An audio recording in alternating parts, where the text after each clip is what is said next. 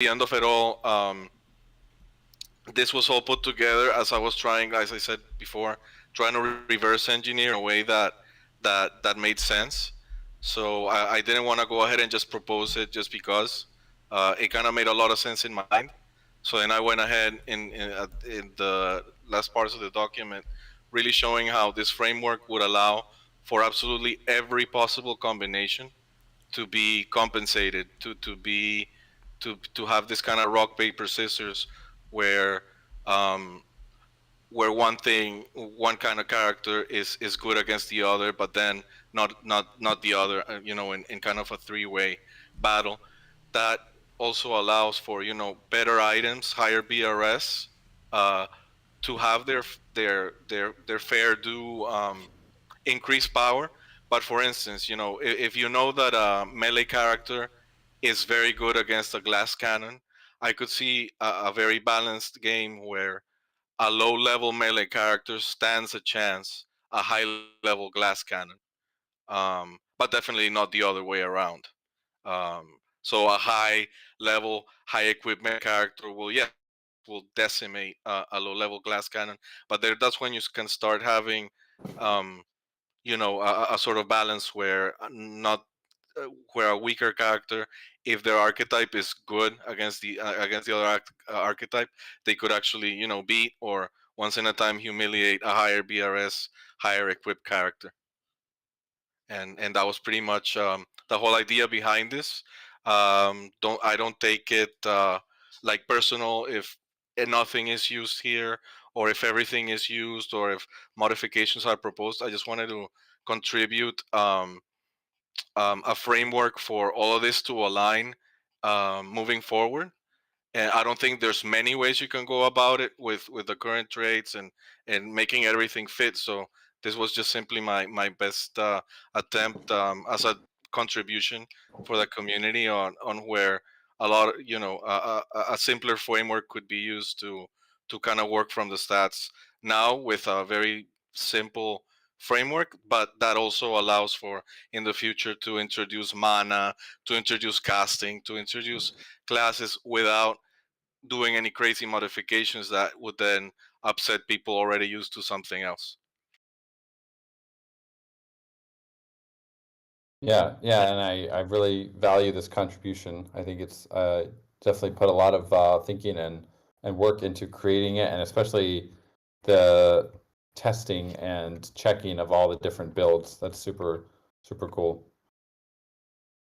Awesome, and like I said, if nothing ends up being used, there will probably be a good reason. But if it anyway helps, kind of shaping up our traits and our framework, to have something like a base from what to work on, that's great too. Yeah.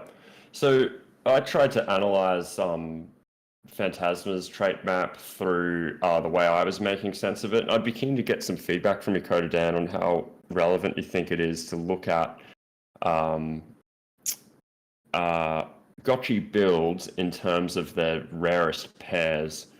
Admittedly, I'd arrived at this out of convenience because if you try and analyze Gotchis, as you know, what are they built for? What are they optimal for as per their trait rarities?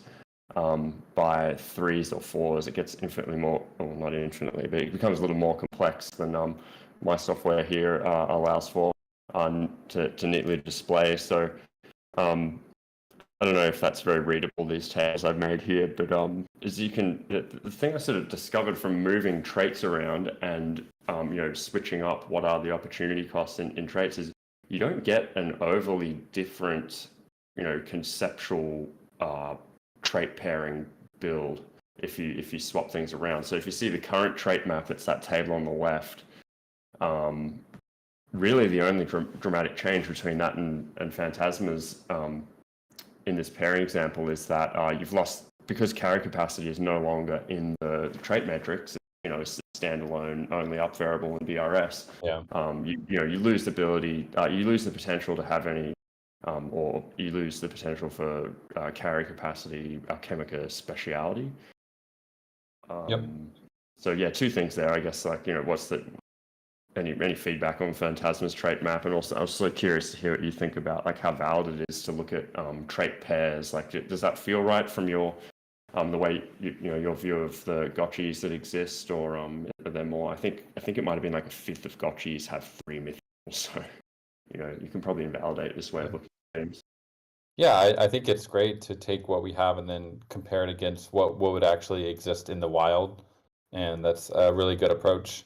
As far as taking carrying capacity out of the core traits, I think that we as a community probably would want to decide if that's something we want to do. One of the reasons we continued to include it was because we had kind of early on confirmed that we wanted to have that as a trait, and the community seemed to really think that it was a great idea.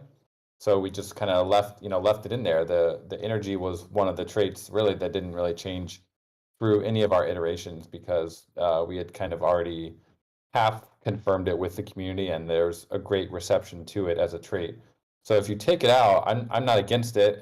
If we believe that it really isn't going to serve a purpose, or it's not as a core trait, but as a game mechanic, it's not necessary to have it as a core trait. Maybe it can be like you have here with BRS. It could be a BRS thing, or it could be an XP level thing, or it could be a wearables only thing. Any of those, I think, would also be interesting.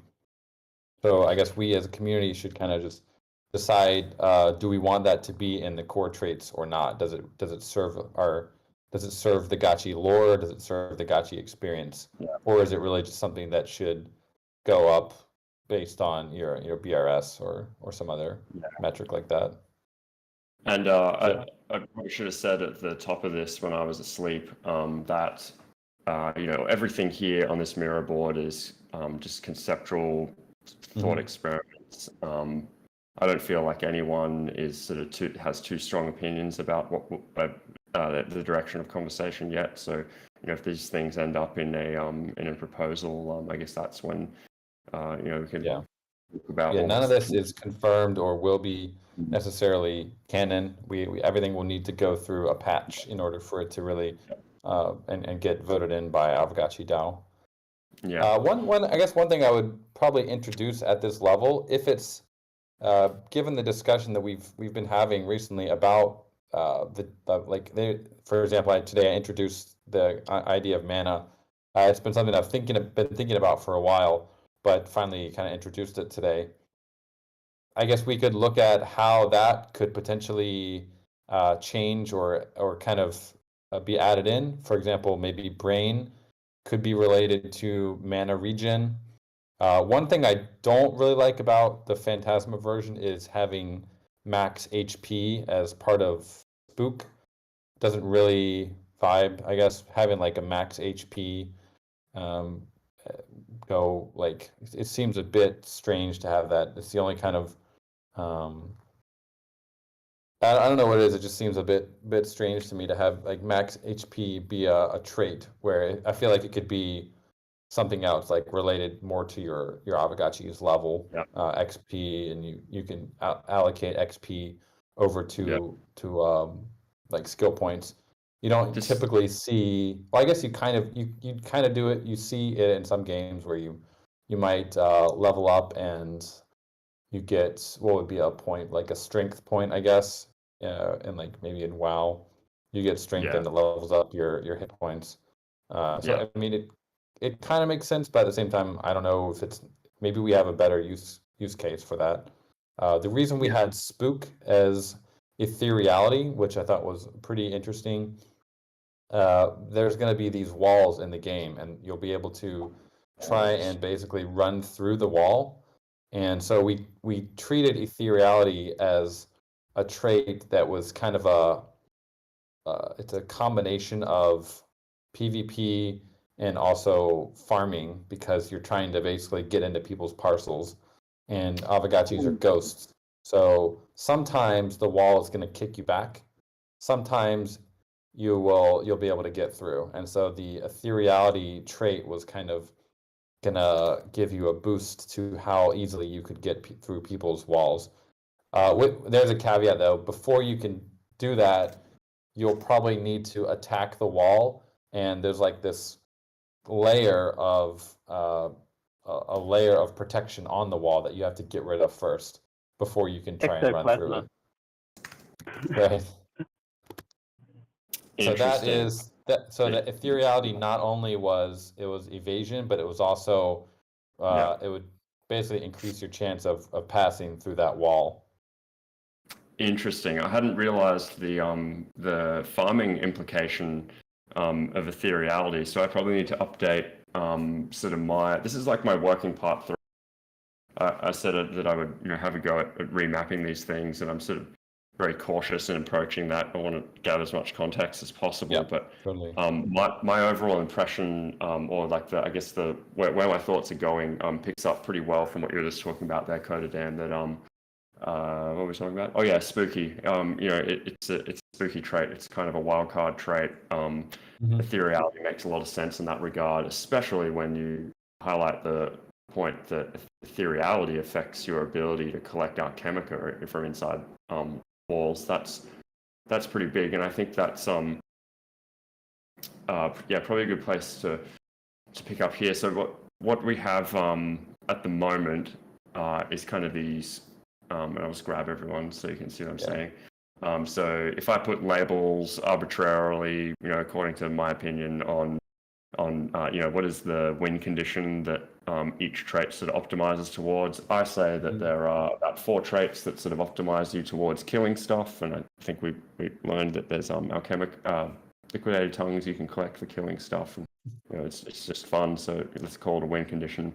Farming, obviously, everyone wants alchemica, cool. And then the remaining things are kind of I guess movement speed's a wild card, and anyway, that's sort of getting into the paper, and anyone can read that thing to see how I've made sense of those. But what struck me, and this probably needs to be updated now, is that for a game about alchemica, like there aren't all that many traits that govern the alchemica directly. Carry capacity is super interesting. That it's all about alchemica. Movement speed, of course, relevant, but it's an opportunity cost, which I think is fine. I can make an argument for that. So what that looks like in terms of our current trait map is I've also made the dubious assumption over on this arrow guy over here is that there's sort of like an incentive dominance inherent to traits. So things that are tanky things, what do they help? What win condition do they support? I would say they secondarily support either win condition of farm or kill, in that you have got an increased chance of carrying your stuff home, but it's secondary. So in terms of, here's my gotchi, what traits are strong? I sort of think that you have these incentive dominant traits, and I believe that they are the PvP or kill oriented traits and the farm oriented traits. I think carry capacity is probably a sleeper, super attractive trait that maybe when we get into the gotchi-verse and we realize the reality of moving a bunch of alchemica around is actually quite to have the capacity in your pocket to do that.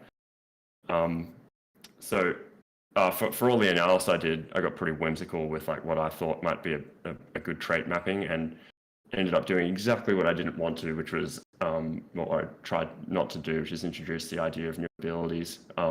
So again, big. Basically, I said like, how can spooky be more spooky? I thought that having like the health regen inside spooky to me felt a little bit like maybe it could be more spooky, and maybe spooky means alchemica stuff in the gotchi-verse.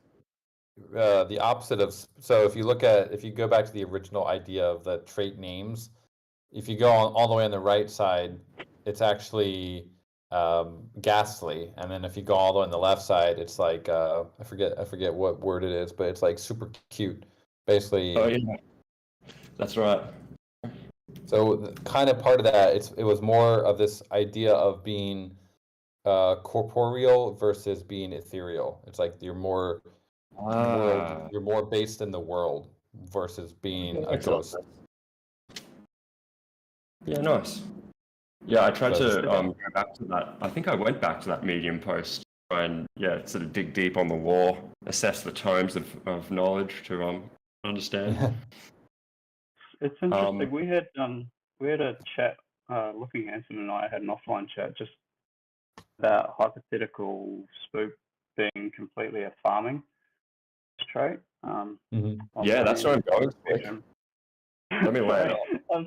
Sorry, I got excited. I'll speed through this. I only have like two more things to get to. So, yeah, I mean, I feel bad doing this. I didn't want to introduce like new complexity, but I just wanted to. I thought this was an interesting idea that's probably worth. And Slick, I ran it past Slick, and he thought it was kind of cool. So yeah, I'll bring it up. But yeah, big heavy carry out, everyone. This is Looking Handsome thoughts and thoughts. This is not for everyone's feedback. So yeah, make spooky Alchemica oriented. There's some of Phantasma's ideas in here, so I won't rehash them. But it was essentially core to this concept of this possible trait map is that Alchemica would have an in-game value, beyond just its as a currency, but would, as it sits in your pocket, govern HP regen. So to be clear, that is HP regen would not be on the spookiness trait map. It would be a factor of how much Alchemica you have collected. So I don't know what platform games you're familiar with. I didn't have a Nintendo. I had a PlayStation and I played a load of Crash Bandicoot, and you collect the Wumpa Fruit, and that would, eventually after I think like 100 Wumpa Fruit, you get an extra life. So sort of giving Alchemica that kind of that value in game. And then if you follow that thought experiment through and think, well, what's the point of doing that? Well, it gives Alchemica like a durability value in game, and if you have some spooky abilities that introduce new ways that players can control Alchemica in battle, there's potentially an interesting idea here, and I'm just going to blast through it real quick. So looking at the pair mappings, what if Spooky had an Alchemica control that more farming oriented trait direction? So it's called farm trait plus plus HP regen there, so sort of maximizing the potential for Alchemica to give you HP regen, and then another one that's kind of a counter to that, because everything needs to have a counter. And so where we got to, we did a quick bit of dodgy research here. What are the physiology of ghosts? We found a few different things, but anyway, what we were sort of toying with in our minds is these two. So imagine Spook has on either end. There's High Spook, which would be an ability that when damage is done to Gotchi or Liquidator, Alchemica is dropped, and thereby it's a sort of a effective decay in that that dropped Alchemica is no longer contributing to health regen, and maybe that can be buffed a little to really drive that home. But the counter, the low spook one, could be pull Alchemica, and this is a interesting potential way to look at, I guess, easing that pain in the opportunity cost between movement speed and carry capacity. Somewhat in that high carry capacity Gotchis could have a Alchemica pull. So imagine you're in the Gotchi, you have like an area of effect circle around you that as you pass over, as that area of effect passes over Alchemica, it slowly starts to move towards you and maybe faster and at a larger area of effect, depending on how low your spook is. Which, if you kind of keep thinking about like what would that look like in a battle? Well, you have potential high DPS Gotchis that are dishing out a bunch of damage, a lot of Alchemica dropping out of players and liquidators, and perhaps more tanky Gotchis that have optimized towards just being walking treasure chests. They've got some reward for participating in the battle and a reason to stick around, because their Alchemica pull control is maybe going to feed that Alchemica to them and sort of support their tankiness and give them a role in that. So anyway, a bit of an indulgent sort of feature request there. But yeah, any thoughts or things that I missed? So the idea of like the magnetism, I think, is a really interesting idea. Um, it would be definitely like fun to play. My only concern with it, and we did actually kind of discuss that idea in our trade brainstorms. The main issue that I can think of would just be it would be hard to calculate that on like in our game server, because you'd have, imagine you have like a huge patch of Alchemica and you have like 30 gotchis that are all in the same nearby each other.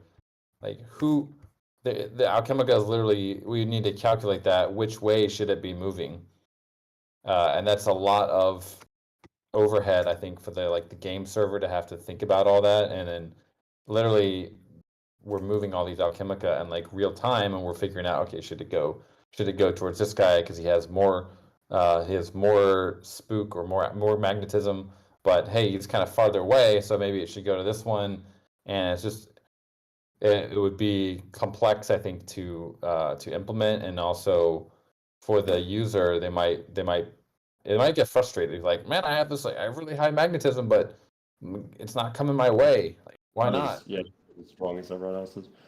Yeah, that's a good point. Yeah. That's the downside of these abilities is that it's not usual to see such specific abilities that govern game physics in a trait map, and probably for that reason that it's spell abilities run on a cooldown. They only happen every once in a while. You don't want And to there's have like these. there would be like no there would be no kind of cooldown for the server. It would be always, imagine you have 10,000 Alchemica bodies in a range. Like that's 10,000 objects that are slowly moving towards you, which is a lot of movement for the server to have to handle. And and then you have added the calculations of a bunch of gotchis in that area. It just becomes I think it becomes pretty complex for like the CPUs to have to do all that calculation. A lot of geometry, or like a lot of just Totally. calculation. Oh, look, I feel relieved. I'm glad that we've got some criticisms on the other to outweigh these things now. Slick, are there any other thoughts you had about this conversation we had? It's just back to that magnet. I was thinking it would kind of to be, so there's every gotchi and every Alchemica has a collision radius, I guess. The way I thought I saw it being implemented was just a larger collision radius for your gotchi. So the first gotchi, as soon as a gotchi gets within, as soon as Alchemica is within a gotchi's radius of influence, it just automatically goes to them. So you kind of avoid that competition by just getting there first, and don't worry too much about calculating. So you're basically like you're a vacuum cleaner. Much. So you've just got a larger radius of influence for picking stuff up. I know it'd be a ton of tweens. I'm just thinking about all the phaser tweens you'd have to do to have it flying across the map. Yeah, so would it be like a vacuum cleaner, like you just running around and you just kind of sucking up Alchemica as it gets within your range? So we're not talking about your collision circle. Okay, not like a slow draw over large areas. Say your gotchi might just have a slightly larger collision circle than others. Yeah, which brings us back to that difficulty in calculating which direction does the Alchemica head in. So if I'm a large collision radius, do I get to take the Alchemica that's inside your collision radius? Pretty much whoever gets there first will get it. The only time that'd be awkward is if you're if it just automatically spawns underneath a whole group of gotchis. And, probably got weighting factors that you'd have to think about. If it was, apart from that, I feel like you can. It's just a really cool. I'm just imagining like walking through a field of Alchemica and it's all just gravitating towards my gotchi. It just seems very rewarding. Yeah, that's you dream about that at night. I wonder if we could have that. That's a cool effect. I just don't know to implement that. It could be really cool. What about having that as like a potion you could drink, and you get that ability for like an hour or something. That's the other thing. That's the other thing is all of these like cool ideas and traits we have. They're all things that can be implemented as wearables and potions and stuff as well. But, just going back to, I guess, the core of the discussion is just trying to come up with traits that are generic enough. That definitely can still map these things to at a later date. Yeah, nice. So let's get it back on track, and we'll just see. We've got just a few more questions here, so let's tick them off. This idea of segregating farming from PvP, can you have? So this question says, do we come up with one system that balances all the possible win play styles, or do traits change when we play a condition? So can you have farming mode and PvP mode?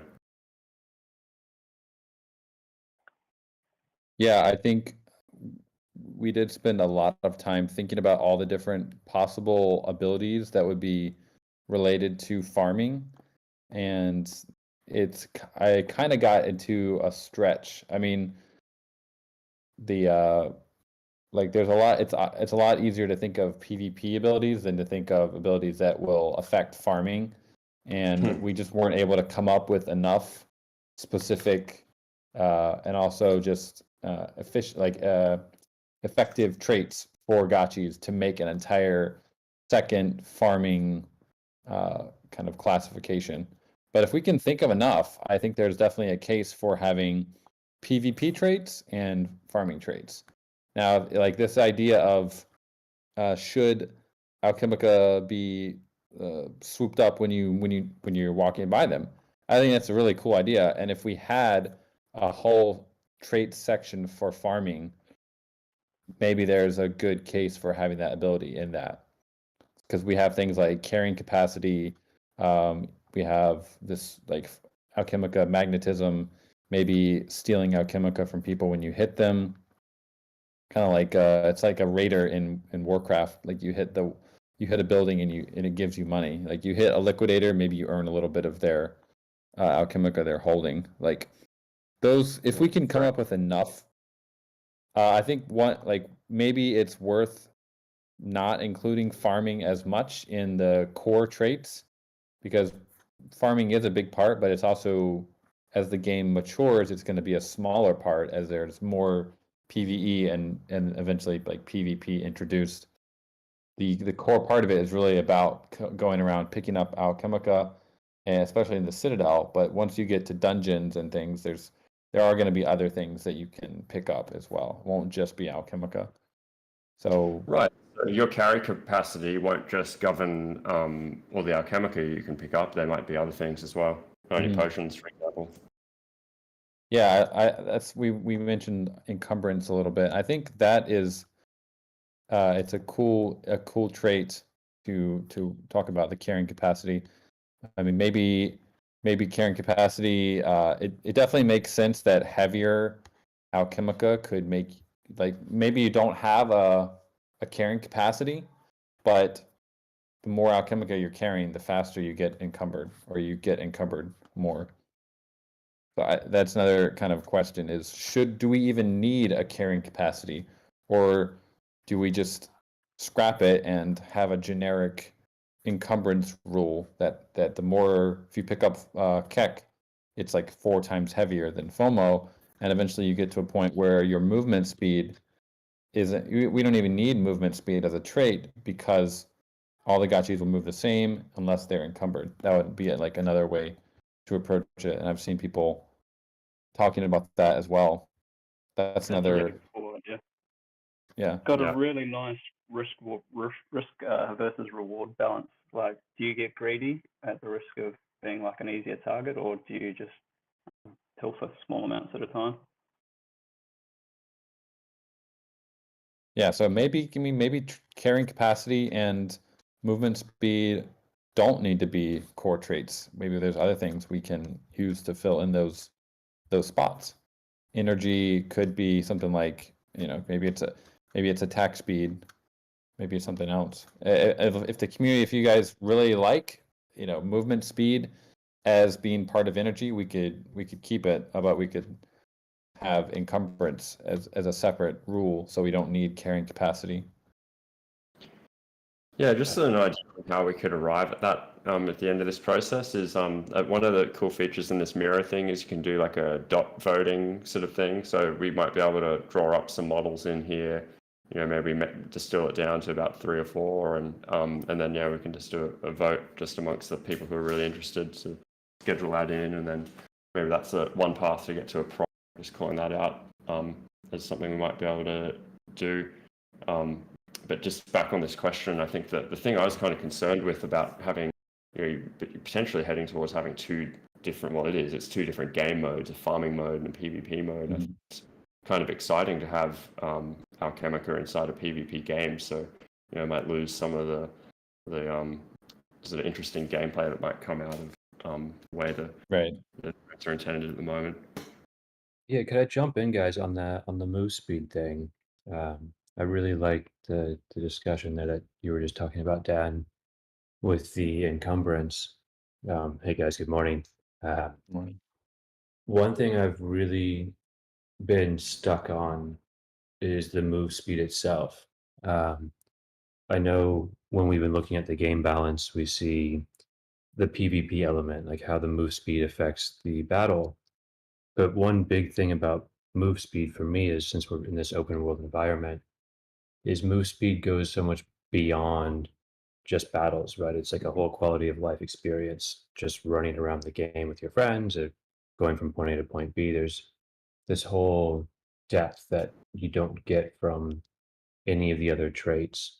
So what I started asking myself were these two questions: is like, how much is move speed? What's the variance going to be like between a baseline and a full 100 gotchi? Like, what kind of difference is that? And if that difference is significant, like something to the point of like 15% or more, then I think playing a slow gotchi is going to have a really low quality of life, both in and out of battle, right? It's not just the battle we're talking about or picking up Alchemica, it's just the other part of the game itself where you're not doing anything. And the other question is, like, that I've been thinking about is, what other stat besides move speed is so attractive to the point that I would be personally willing to trade for it? In my experience of MM, like playing World of Warcraft and Ultima Online and all these games, it's always about speed, speed, speed, going faster, faster, faster. So from my perspective, I would never want to play that slow gotchi, even if I got, mad attack speed or could do so many more things, like pick up more Alchemica. It just wouldn't be worth it to me to play that slow gotchi. So I start to get this vibe that the low energy will become the floor gotchis just across the board because of that. So I just wanted to bring that up. It's something that's really been on my mind, and I see it's like a big challenge. And then when we look at the encumbrance that you talk about, Dan, I feel that is a better direction. I'm just looking out for the slow guy here. I really liked your point about just hanging out with your friends. Like, you pretty much can't be friends with slow gotchis if you're a fast gotchi and cruise the realm.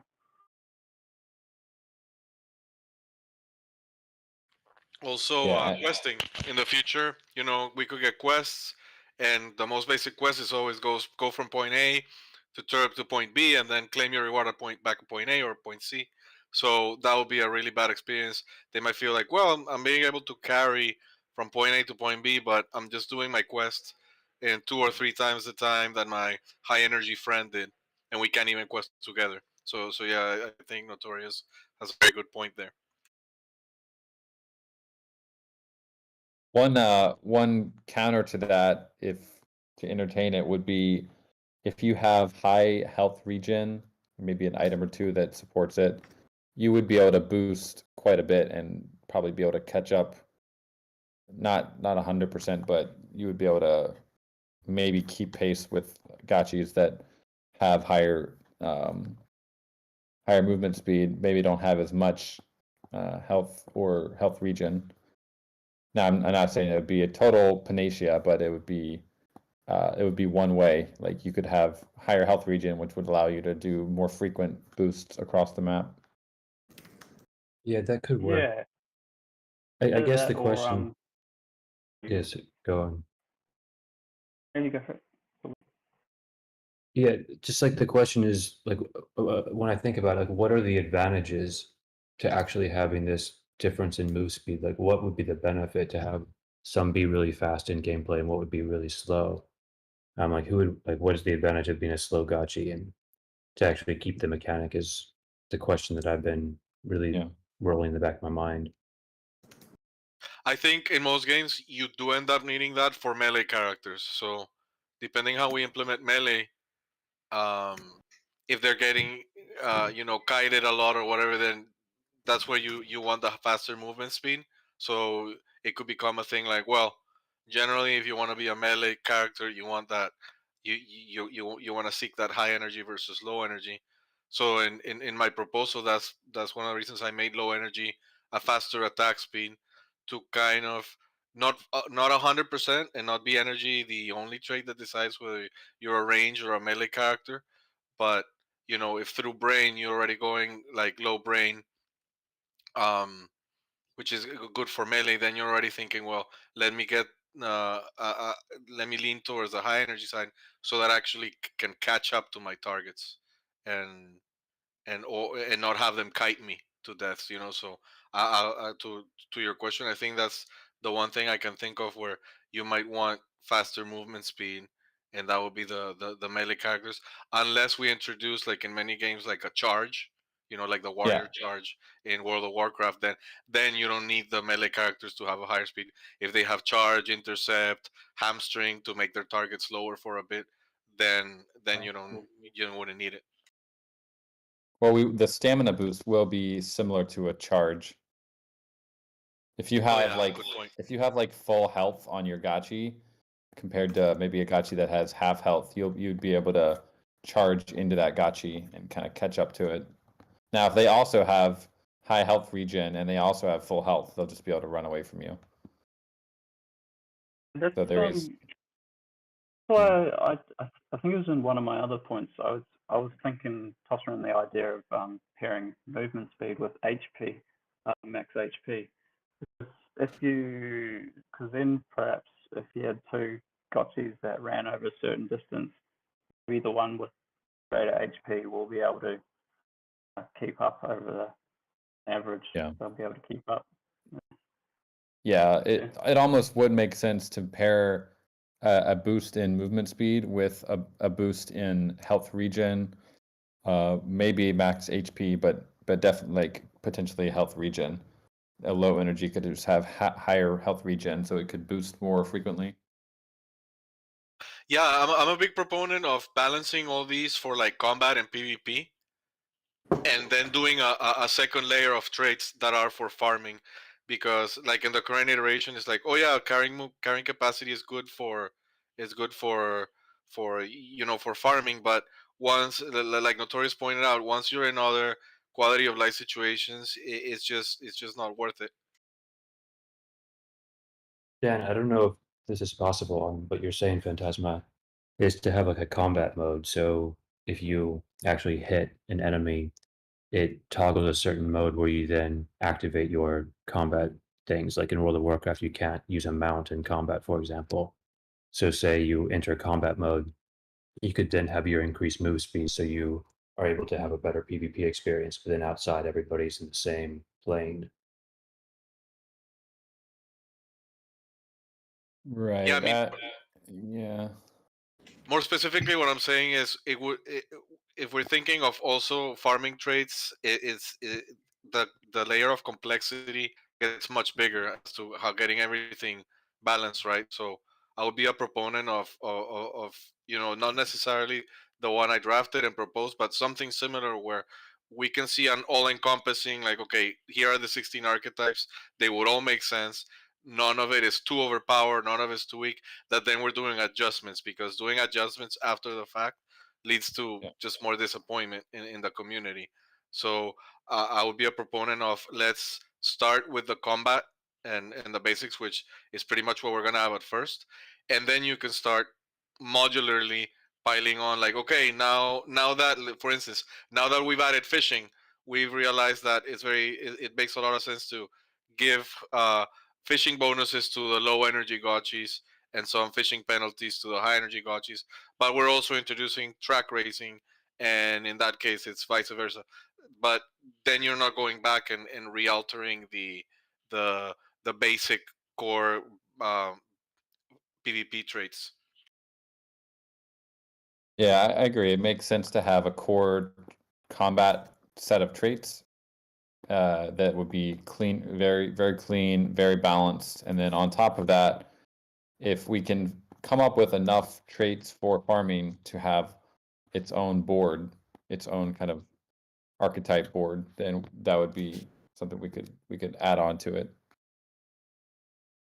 It works really neatly how some of the current traits have implications for farming, like the one I just learned about, how ethereality will allow you to pass a wall and take someone else's alchemica. If there's I mean, and we could keep that. We could keep that in a farming, like a layer of farming. We could totally evasion could be like if we didn't change anything, you could have evasion as a PvP trait, and then when you go over to here's your farming layer, you're gonna have high spook would give you the ethereality with walls. That would be like the trait that you get with farming with high spook. Yeah, nice. Cool. You can't forget that survival and being able to kill other things and take the alchemica are they are relevant to farming too. Mm-hmm. Yep. True. What are some of the things that we like out of the discussions we really are, you guys are like fairly in agreement on? For example, the nerfing, the counterbalancing of the traits. You're pretty. It seems like you're in agreement that that's probably not a great idea. We should not be countering or counter nerfing the traits that are going up. I'm Is a that proponent of the nerf. you are? Okay. I'm sorry. Let's find your charts. So for us non-statistical minds, these charts help. Not my charts; they don't help. What? Slick, do you mind grabbing those? Oh, here they are. Never mind. I'll bring them over. I think this is what we're talking about, right? How much penalty you put on the curves? Yeah. Yeah, the curves. Here we go. All right, let's bring everyone over. Yeah, someone else talk about this, not me. I'm a dummy. Okay, so the first one on the left, I think that's the one that Phantasma's proposed. So basically, it's an all buff system. So if we take movement speed, the example, a Gotchi with 50 energy has baseline movement speed. If you have less energy than that, you will still have that baseline movement speed. And basically, as you progress towards the higher levels, your energy will increase as you'd expect. So basically, when you're going in the opposite direction, past 50, you're not getting any negative impacts. So it's a good system for. It kind of helps players feel like everything's buff and it's all positive. Mm-hmm. The one in the middle, the example of, I'll go to the one on the right actually. If you go straight to the right, one is linear just a completely linear interpolation, which is how I think you guys were originally thinking about it. Pretty much going from one end of the spectrum to the other increases your stats. So yeah, a 0 energy gotchi is still slower than a 50 energy gotchi. And I don't know where everybody sits on those. For me, I always thought it was this linear mapping. I've always expected to have a trade-off regardless. It's interesting hearing now about the all buff system. So leads me into the curves in the middle. The curves in the middle is just pretty much putting on a curve. So you've got your 50 energy gotchi, and you've got your 25 energy gotchi. The 25 energy gotchi is still going to be slower that 50 energy gotchi, but he will make up more in terms of his capacity. Yeah. So it's asymmetric, basically. Yeah. I'll see if I draw. You'll still be weaker in one trait, but your other trait will be a lot better. So your net, I guess, overall stats will be a bit more. It'd be an interesting one to see how the community feels about each one. I always thought it was the one on the right. Yeah, it'd be a good one to get a bit of community feedback on which one they like the look of. And to be honest, when you compare these to what happens when we start equipping wearables, I don't think it's going to matter too much. I don't think it'll have as much of an impact as what wearables you equip, what level you're at, and what stats you've boosted. But yeah, it'd be interesting to see what everybody thinks about them. Yeah, I'll explain real quick why we went with. Well, I can't confirm if we had a linear or asymmetric. We were kind of going to play with both of them, but the idea was that by only giving a buff, you're basically ensuring that much like the highest BRS gotchis are going to be, for sure, without a doubt, the strongest in their specific category. They're not going to have any nerfs. So a common gotchi would basically be extremely weak compared to like a gotchi with extreme traits. Whereas if you have the balancing, the nerfing versus the buffing, it gives a little bit more playability to the more average gotchis. Like they won't be totally, but at the same time, we don't want it to be a situation where it turns out that the most average gotchi is actually the best. Yeah, for the gotchi group. That would be a disaster for sure. Yeah, I think that's a big concern that many people have expressed. Like, why am I working towards these mythical traits only to get pwned by a 50-50-50 gotchi? You know, it's kind of like bad user experience. Totally, and I totally get that. Yeah. So I think we would, if we did go with an asymmetric curve, I think that would probably be superior to a linear curve. It's just the degree of that asymmetry. Or if we go, like, it could maybe be for every 3 points you get, like 3 kind of percentage points, you might lose 1 percentage point. But I guess it comes down to, is it a good user experience if you are playing the game and you increase, you level up, you go on chain and you increase your trait, and you're like, hey, why is my gotchi seems to be moving a little bit slower now? Like, maybe if you think about it in terms of progression, is that a good progression experience, or would it be kind of weird to people? They might be like, why is my gotchi getting slower? It leveled up. So that's the argument against the buff nerf system. So as it works, as most likely to work. Say you go on chain, you move it in the slower energy direction 1 point. You still have those 3 points in game that you can boost your speed by 3 speed points. Is that right?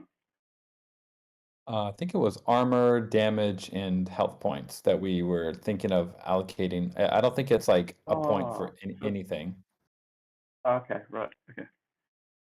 So you would lose that speed. Okay. So currently, oh, sorry, go ahead. Could we open that up to all the other stats? Those points. So if you wanted to max out your gotchi's ethereality, basically you could do that. Sorry, what was that?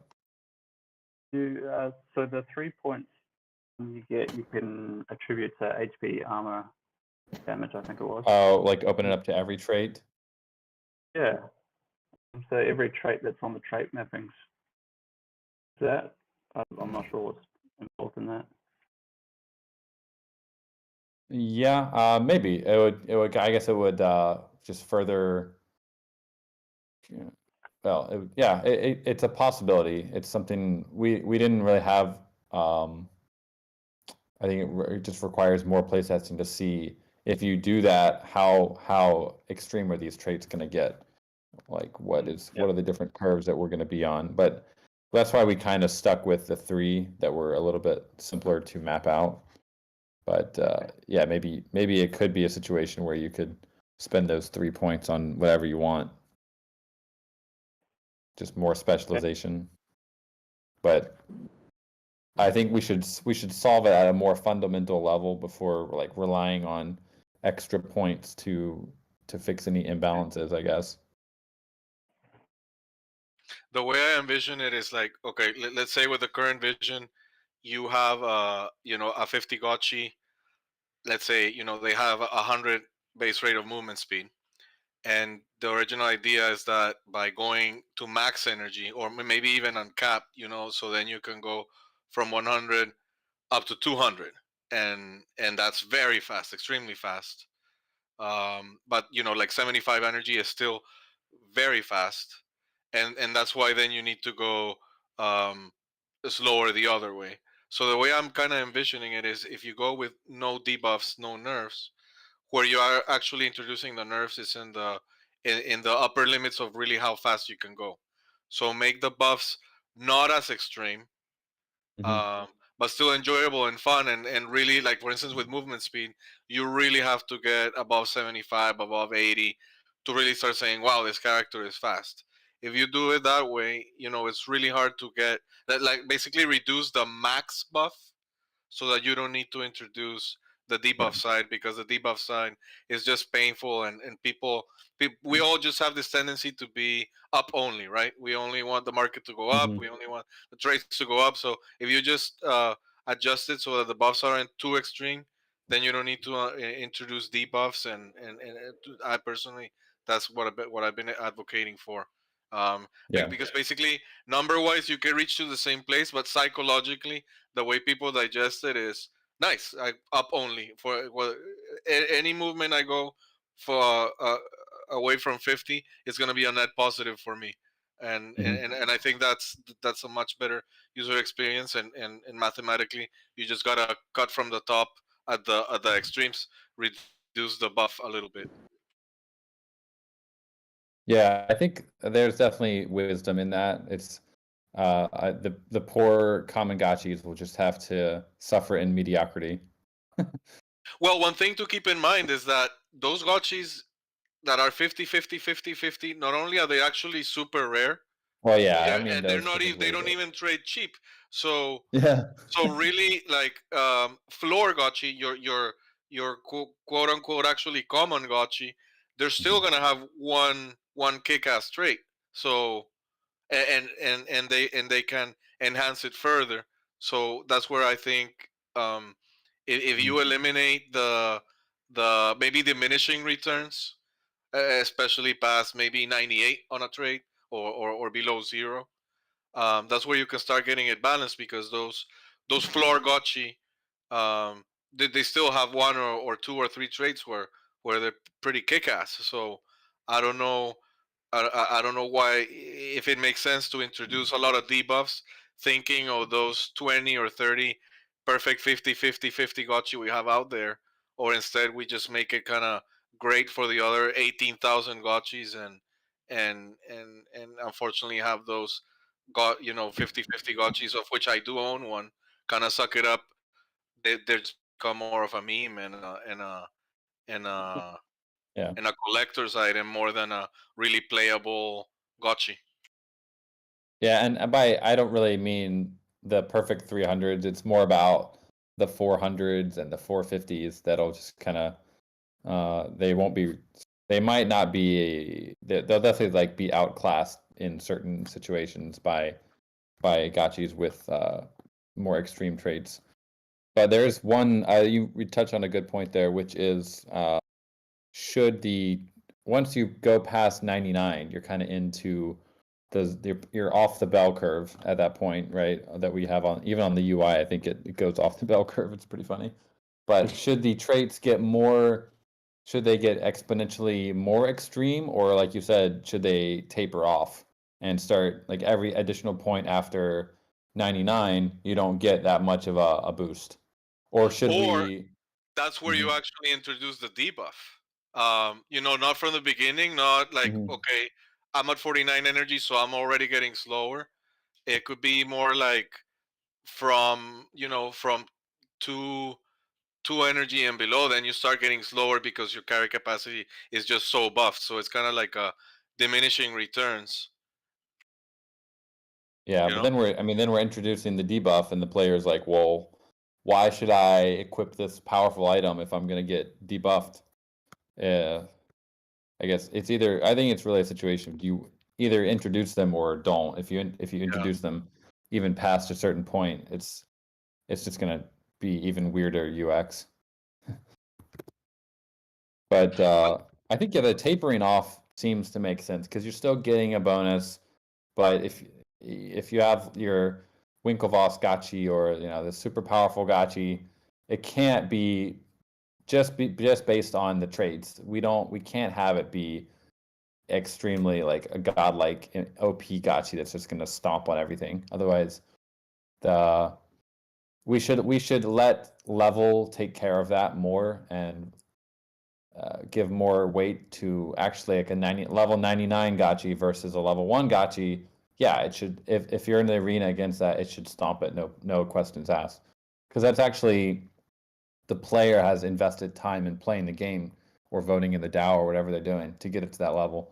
But if you can buy a totally OP Gotchi from the market and it's a level 1, it hasn't really had a lot of player time invested in it, then I think that could be it would be pretty game breaking. Like at that point, it's easy to call this a pay to win game. Whereas what we want is, you can have these super items, you can be really powerful, but the power difference between a 900 in terms of like if they were against each other in an arena, we can't have it be too extreme. At the same time, we also don't want to make BRS like the rarity aspect too underpowered, because that's been the entire game up to this point. Yeah, but you can reduce the pay to win with XP because it's just one sacrifice away. Yeah. It's the same thing. Just buy whatever max XP guy I can get and stamp it into this level 1 Gotchi. So you're back to the same problem.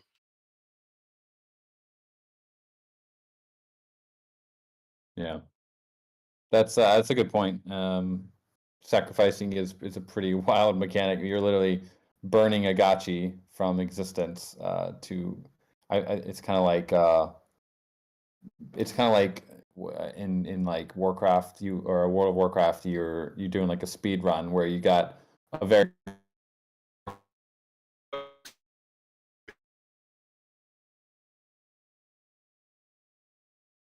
exist, and it's instead of sacrificing time, we're sacrificing total supply of Gotchis.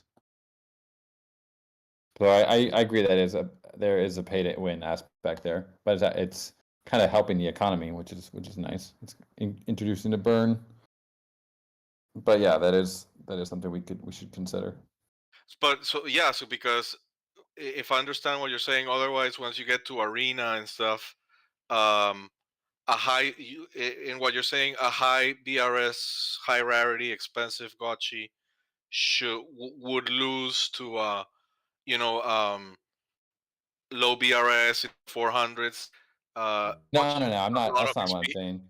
No, I'm saying it shouldn't be. I think it should still obviously stomp it, but it shouldn't stomp it in such a way that if you had 1,400 BRS Gotchis versus one Gotchi, I think we should compare how many Gotchis would it take attacking that Gotchi to take it down, rather than like 1-on-1. Obviously, it's going to be no competition, but 10-on-1, is it 100-on-1? Like how many Gotchis? Right.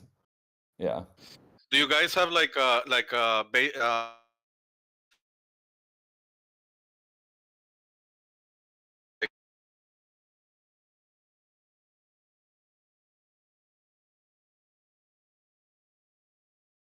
or how does the power equation go there?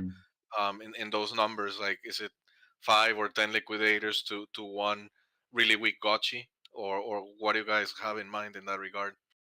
There's going to be different probably levels of liquidator as well. They're going to be even more specialized than like gotchis in specific roles.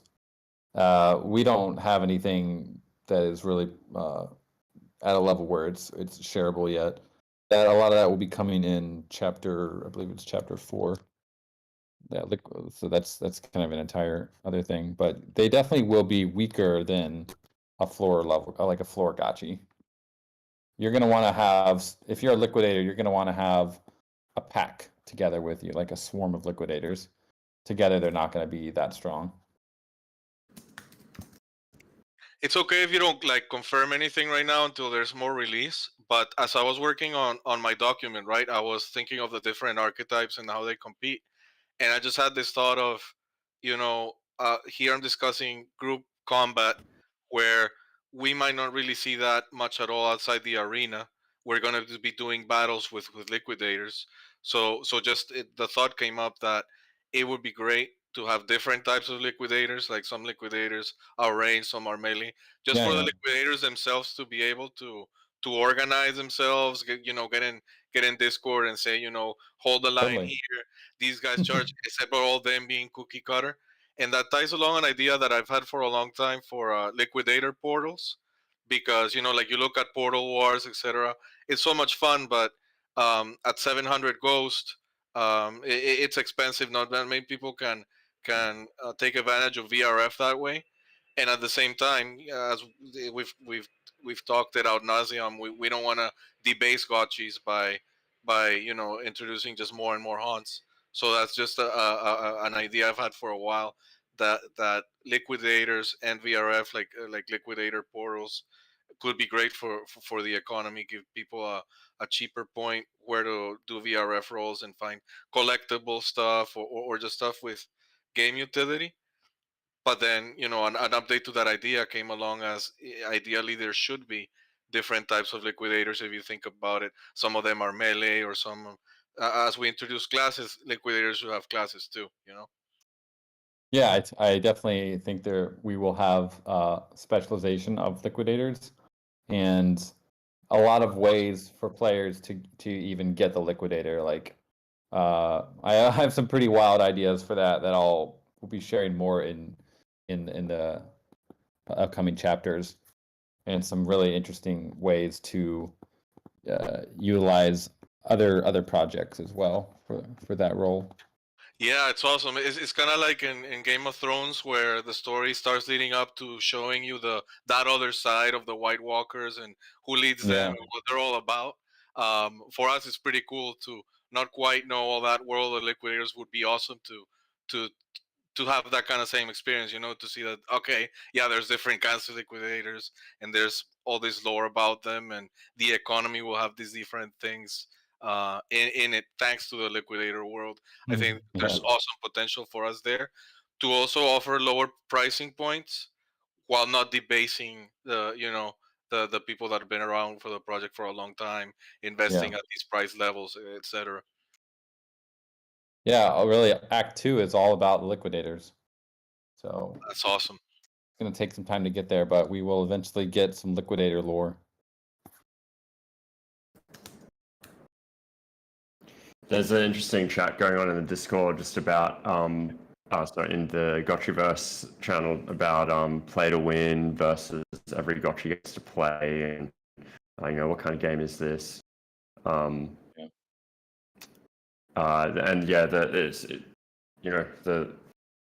remember reading the lore originally isn't it that gotchis are the liquidated souls of people liquidated in DeFi? Yeah, yeah, exactly. Yeah, I know the big tension here is with any crypto game, there's so many tensions. There's the tension between scarcity versus growing the player base, and there's also play to win versus just normal play, like having any of the NFT holders being able to have a good experience in the game. And so that's kind of what this buff nerf curve was trying to address. But if it turns out it's not a great before I even get into that, it's impossible to not have a pay to win element, because we already have a bunch of these super powerful godlike wearables with a lot of expectations that come with them. And we're a fully tradable game economy. This is why a lot of games frown upon or make it difficult to trade their items, because if you can easily trade a sword and a level 1 gachi can equip it, or a level 1 player can equip it, or you basically buy your way to the top and achieve the win condition, then that kind of just makes it more fully pay to win. So that's the fun of Aavegotchi. It's very cuddly visual aesthetic, but this is the brutal financialization of video gaming, and a lot of people in the AAA gaming space are not down with that. They're video gaming to get away from financial markets. So it's sort of a warning for players. Yeah, I think there will be some element of being able to buy your way to having a super powerful gachi, as we've already seen. If you have like 2 Hanzo katanas, you're going to be pretty powerful. Like, there's nothing we can really do about that. Although today I was kind of mentioning the idea of mana, which I do think could be an interesting limitation on a gachi, because it wouldn't just be mana, but basically attack power, which even if you're a level 1 gachi and you have 2 Hanzo katanas, every attack you did basically would drain your mana. You'd lose a lot of mana. You would lose a lot of attack power. So you'd have to wait until your attack power comes back up to be able to use that weapon again. And so I think that is one limitation we can impose on which would help a little bit with that aspect. Now, if you're a level 50 gachi with 2 Hanzo katanas, at that point we're basically in line with other MMORPGs. Like, you're pretty strong, you got some pretty powerful weapons. You're generally going to be a threat to anything you encounter, and you're not going to play around in the kiddie pool anymore. You're going to be out in the high level dungeons. You're going to be leading the charge against the liquidators, and you're just going to be an asset to the game. But where I see the biggest issue would be a super low level gachi, basically being someone be able to buy that gachi and then have a very powerful gachi that has very little playtime behind it. Yeah, nice. Well, look, just a quick check on where we're at. We got through sort of the Notorious, Phantasma, Slick. There's a few questions in the bottom row in the Miro. If you felt like they weren't already addressed, feel free to pick them up. But yeah, just want to, we're at about 2 hours now, and just want to let everyone know we're sort of into bonus time here in a way, in terms of what the agenda. Yeah, there's these specific questions here. Yeah, I mean, we were just talking about the idea of attack power. So down here, I'll just everyone. Not sure if this is aligned with what Phantasma's asking here. Well, this is about replacing melee damage to attack power. It's maybe not related. Oh yeah, I don't. Yeah, what is attack power? That's probably separate from what I'm talking about here, but maybe it is. I don't know. Is that the same thing? Sorry, I'm not sure we're seeing the question, but to that question, attack power. As I was just working on the graphic, it was just much shorter to put attack power than to write plus both melee and range damage. But that's pretty much what it's all about.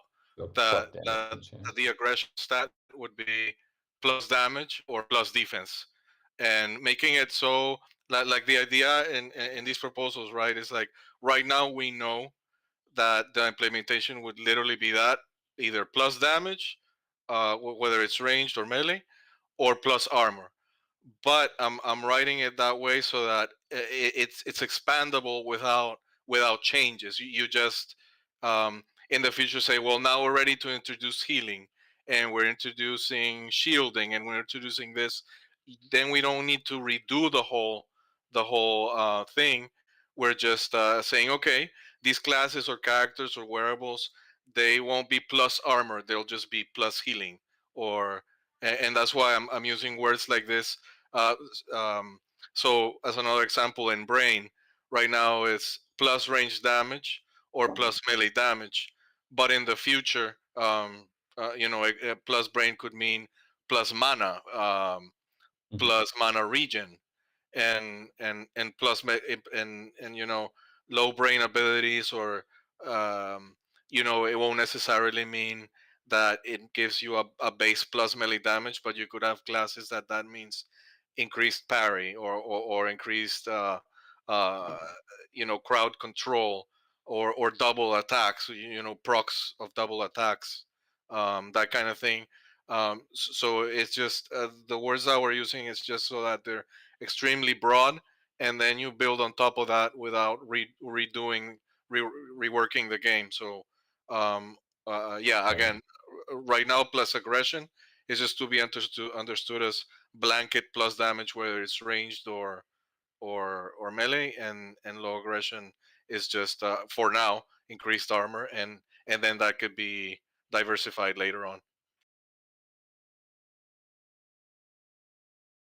Yeah, maybe like a defense power if you wanted to stick with that, the power name. Would it be spell power as well for like a mage type? Your attack power would equal spell power? Yeah, if we go and if we introduce spells like actual nukes, or I guess you would have damage spells versus support spells. I don't know if they would all be under the same attack power. Like, should high attack power give you a stronger heal? That would be like one question to tackle. Or should protective spells be more powered by low aggression? Low Gotcha. aggression. Yeah, at least in the document I put here, anything that is defensive goes with low aggression, and that, of course, it's a counterbalance. That really was the spirit in keeping it broad and dualistic, um, so that without, because it's tough, right? Like, how do you not nerf? So for each stat, I was thinking, instead of nerfing, pick two very powerful buffs, and for each stat, you're just gonna get one of the two buffs. So Yeah. are you gonna move fast, or are you gonna attack fast? You can't do both, because that introduces certain issues. So, or like with the brain, are you going to do a lot of range damage? You in most games, that means you're not gonna do a lot of melee damage too, because then that's also has a lot of issues. And that was the only reason for putting high spookiness as having more health, because in games such as World of Warcraft, you have like the casters, that they have high regen. So if you have like a healer that has high regen of mana, and health points, usually the counters to that is that they can only wear cloth, and their hit points are low. So they're susceptible to being taken out by spike damage, because otherwise they're overpowered. But on the other side of low regen, what do you have? You have the Warlock, and very high they have very high hit points, but they have to get creative on how they're going to restore them. They have to do life drains. They have to put pets out and do all this kind of crazy stuff just to compensate for low regen. So that was the idea for putting like total high health in high spook, but in effect it could literally be as it currently is, which means you avoid more. In effect, it's kind of like the same thing. Um, you just have more. You're just harder to take out per attack versus a region character, because you do need to trade. You do need that trade off. You can have a character that has a lot of health and also a lot of region, and then that perhaps also through low aggression they also have very high armor. So those are the kind of characters we're seeing currently, the kind of archetypes that I was having issues with, such as low stat across the board. It kind of sucks if you have a low stat character, which to begin, because H1 they were like rarer, so you have that, and then you get all these wearables that are for low stat, and then it just turns out that, oh crap, I move slow, I don't attack well, and I just attack fast from range, but since I'm moving slow, it's just kind of broken, and that's a concern people been bringing up. So um, I don't know how it all.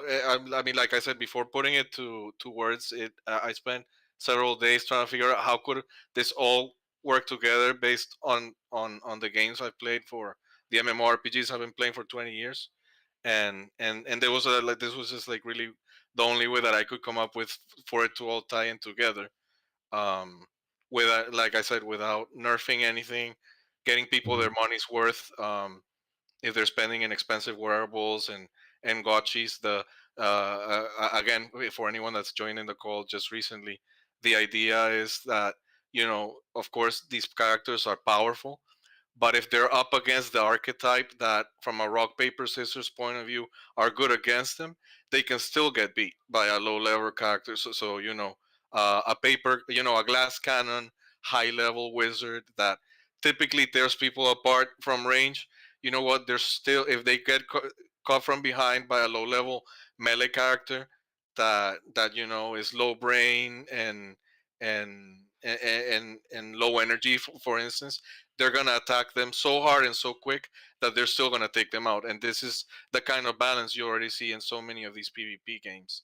And I've been playing those, like I said, for over 2 decades. So that's where I thought I could bring a lot to the discussion, writing this document, as far as introducing balance with what we have. Yeah, thank you. Yeah, that's great. One question, if we're going back to your archetypes here, if we were to introduce the idea of a mana and a region of mana, seems like it'd be a good candidate to put in Brain, because I think Brain kind of seems like the most underutilized in your diagram here. You got the max melee damage versus max range damage, which is kind of overlapping with aggression. Maybe there's something more interesting we could do with a mana regen. Maybe a max mana. I But did have a also section. I did have a section above Brain that says on mana, and I wrote the two main things affecting mana, if it's ever implemented, would be spook. For example, mana regen from low spook. Yeah. And then brain. In many games, basically what brain means will vary a lot per class. So that's where it has to be very open-ended, and I did it here because if we get to implementing classes, like you can narrow your choices, right? Okay, like if we know this is through wearables or through choosing a class that this gotchi is a healer, then high brain just means total max mana, mana regen. You get a lot of options to do with the healer. um, but yeah, in a simpler implementation, high brain, it's max range damage, but can also include max mana. Or high spook could also be max mana, and low spook is giving you in turn mana regen. Whereas brain plus brain can give you increased range damage, and also, I mean, in what you guys have used, I've never seen you guys use critical strike as an Yeah. option.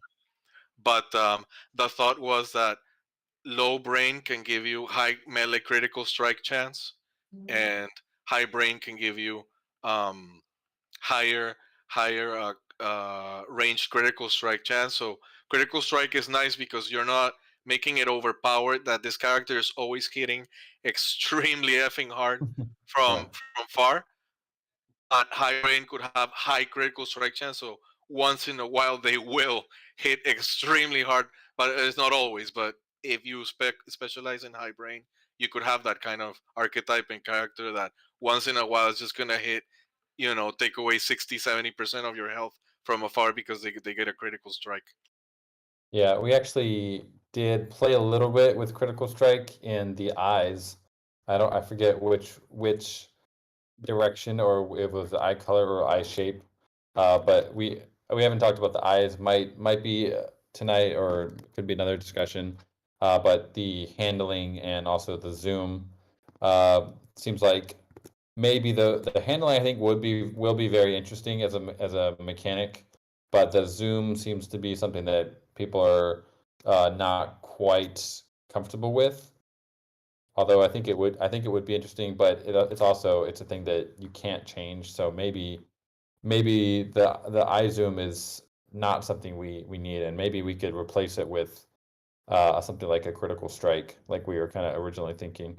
But the reason we introduced that was really just because we wanted more farming or gameplay related traits, because we did feel that the emphasis on PvP was a little bit too much, and so we delegated eye color, or I forget, it's eye color, eye shape, to the zooming and the handling.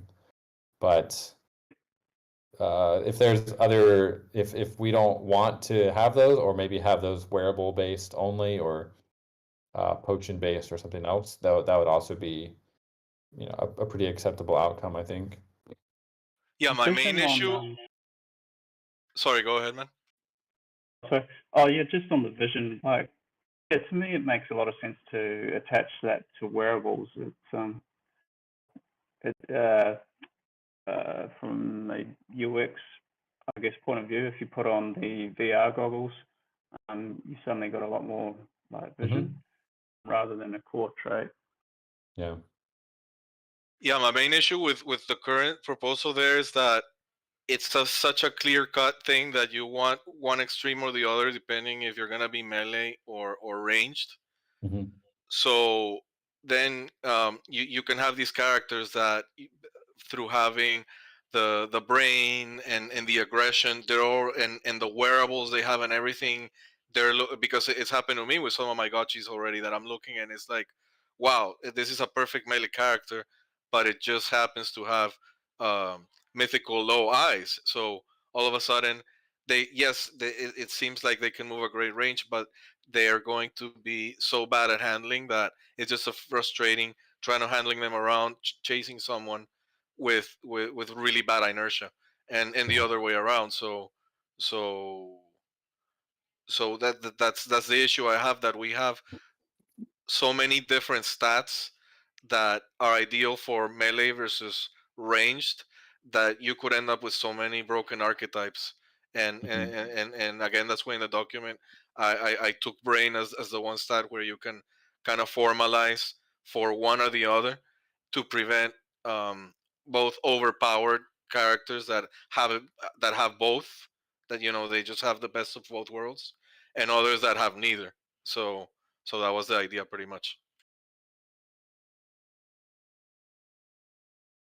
But Yeah. yeah, I mean, critical strike or something like that would be better, so that it's not a stat that so strongly um, makes it favorable to be either melee or ranged, because otherwise you're kind of needing all the other stats to align, and if they don't, you're just unhappy with the overall direction you could take with that gotchi.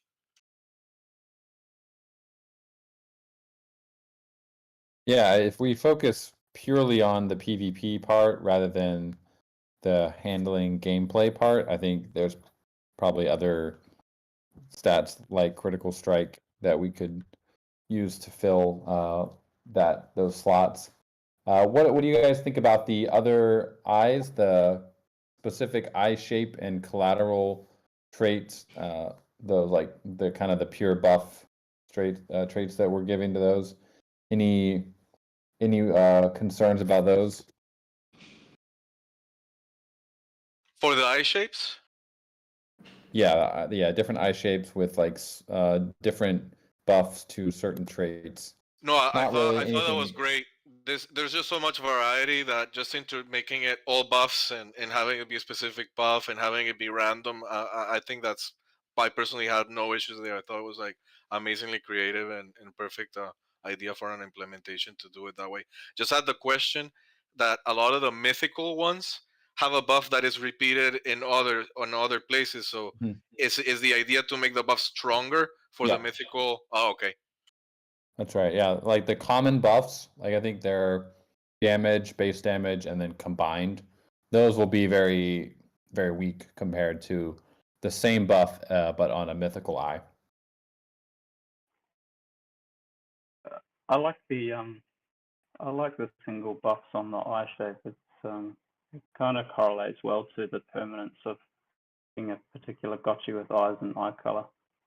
You just have one set thing and you don't think too much about increasing it or decreasing it, which kind of makes me wonder, because eye color is not a changeable trait.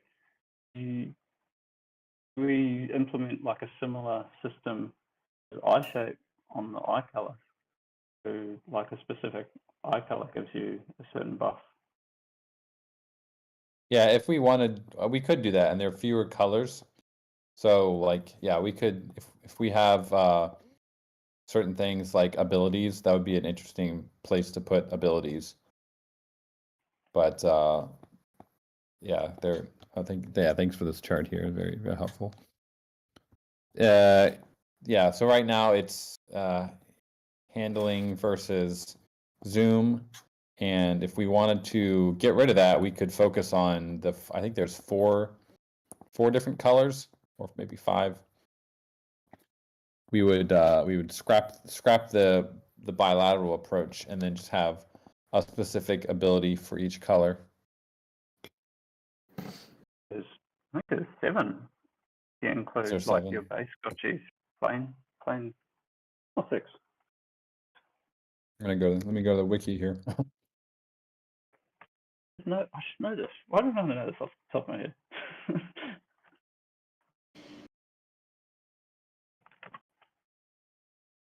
Yeah, there's a pink, blue, purple, collateral color, kind of a dark, bright green, orange, and like a teal color. So yeah, there's 6 colors, and then you have the common, which is whatever the collateral color is. So there's a bit of scope there to have 7 unique abilities or 7 unique buffs. If it were like 3, it would be doable, but having 7 is, again, it's almost like if you give it specific abilities, it's almost like rolling the dice again. Like you have this perfect, be a perfect, like a tank, but with critical strike, might not be that useful, or like really good for one thing, but its ability is not really suited for it. Okay, so you'd almost arrange similar to eye shapes. That many options, or are you saying less? I'm saying the reason we made it the bilateral buff, like the buff nerf approach, was just because 7 is a lot, but it's compared to eye shapes, it's not that many. So we just were a little bit cautious about assigning abilities, or like we've already done the buffs with the eye shapes, so we didn't want to repeat that, but we didn't also want to give specific abilities to different eye colors that might not match up with the rest of the traits of the gotchi. Okay. Yeah, I think it's not much of a problem if you just go buff only, because okay, like in the example before, like you have a melee character, but you got the range of vision instead of the inertia that you would prefer. Mm-hmm. You're still going to get the baseline, which we're saying that the idea is to not make it super underpowered. Baseline is just baseline, and it's decent. So you know, if you get the opposite color but it's buff only, it's like you would have preferred better handling, but it's still useful to get a buffed range of vision while still having decent handling. You know what I mean? So I think if you just do it buff only, it's fine. It's having Okay. it with the debuff side is where you start breaking characters, but if you do it buff only, you have either optimal or decent plus. You know, decent plus because you're still getting somewhat better than the average gotchi, but we're still, you know, I'm proposing make it baseline doesn't mean bad. It just means run of the mill, and I think that's realistically the only economic option we can have to have an economy that makes sense. Because if run of the mill is overpowered, then everything else is just collectible and super expensive collectibles. It's just not. It just doesn't make an economy work. So that's in spirit what it should be. You have the run of the mill. It's damn decent. And if you have plus melee stats, you're going to and buffs, you're going to seek to be in melee. But since you're not getting debuffed anywhere, if you're in a situation like you're getting kited or you're just facing off liquidators at range, you're gonna perform decent at at uh, at range. So we could with buff only. I don't see an issue with debuffs.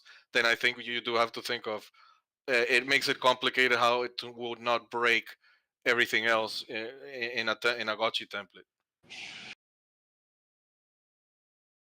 Yeah, so I put a little poll here. If anyone is in the chat, we'll see what everyone who's listening into this is thinking. So definitely go and give your opinion on that.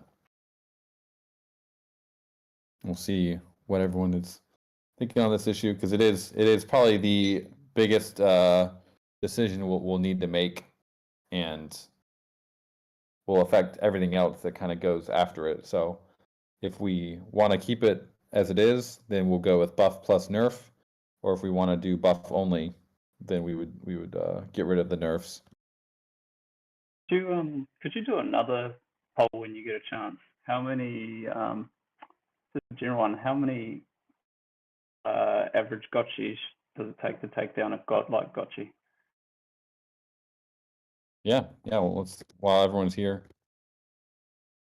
how many gotchis? How many average gotchis? So basically, what's the power ratio? Yeah, pretty much. So I guess your options would be 3, 5, 10, 20, maybe something like that, or 2, 5, 10, 20. Are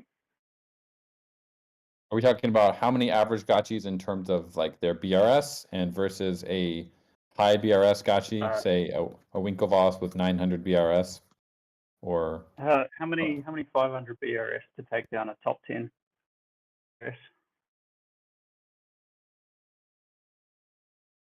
Yeah, I mean, anybody voting or on the fence, I put a whole document to how there's a way to do buff only, and literally none of the 16 possible combinations will be overpowered or crap. So keep that in mind when voting, because buff plus nerf introduces like 2 or 3 builds that the gotchi just sucks. So it's just kind of like the discussion on variants of parcels. Do we want some parcels to absolutely suck if we have high variance? And doing buff plus nerf is kind of the same thing.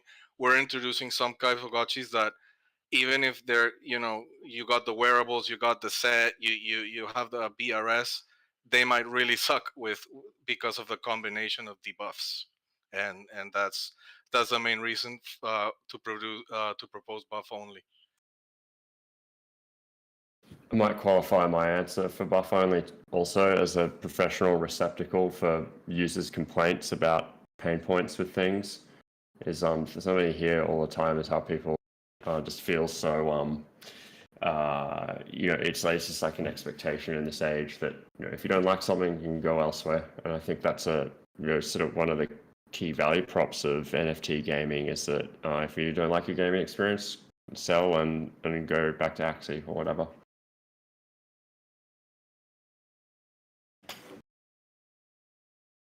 So we got a poll. How many 500 BRS gotchis should it take to take down a high BRS gotchi, which would be, let's say, 900 plus BRS, which is pretty much the top level here? Or God, 51 to 100, that'd be terrifying. It's an army. All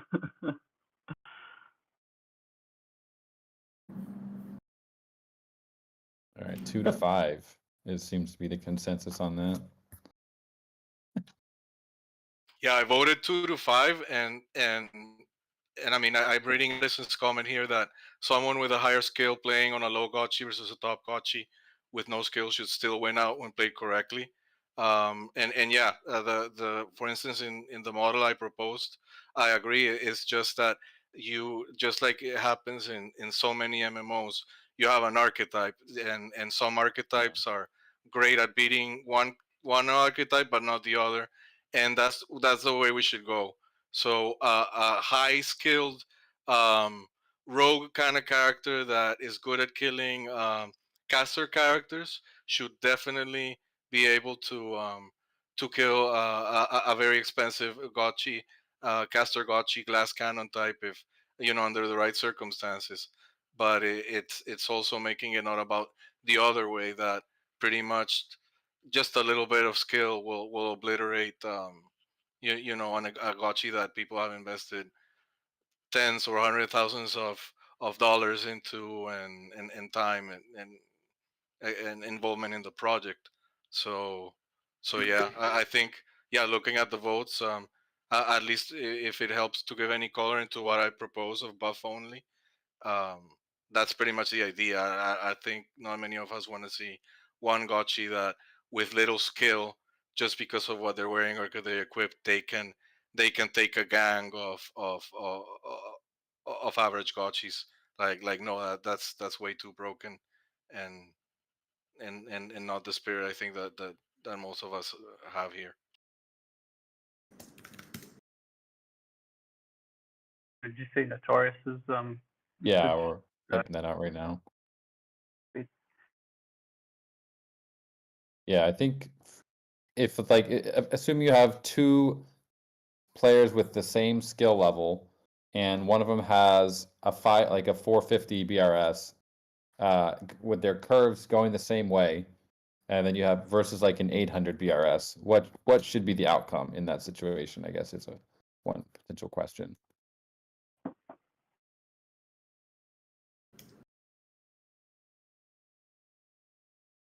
That's interesting. So you're saying like the traits are the same, but because of the different BRS and wearables, what should be the difference? Yeah, let's assume that the wearables they have on are not increasing their attack power.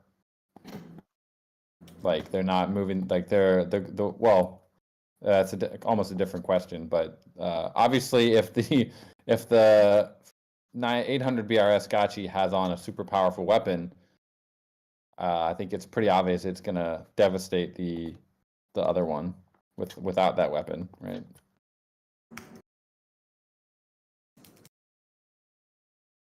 Yeah, I mean, if they, because for instance, you can get like a 530 BRS or so gotchi, and with the right wearables to get 2 or 3 mythical traits.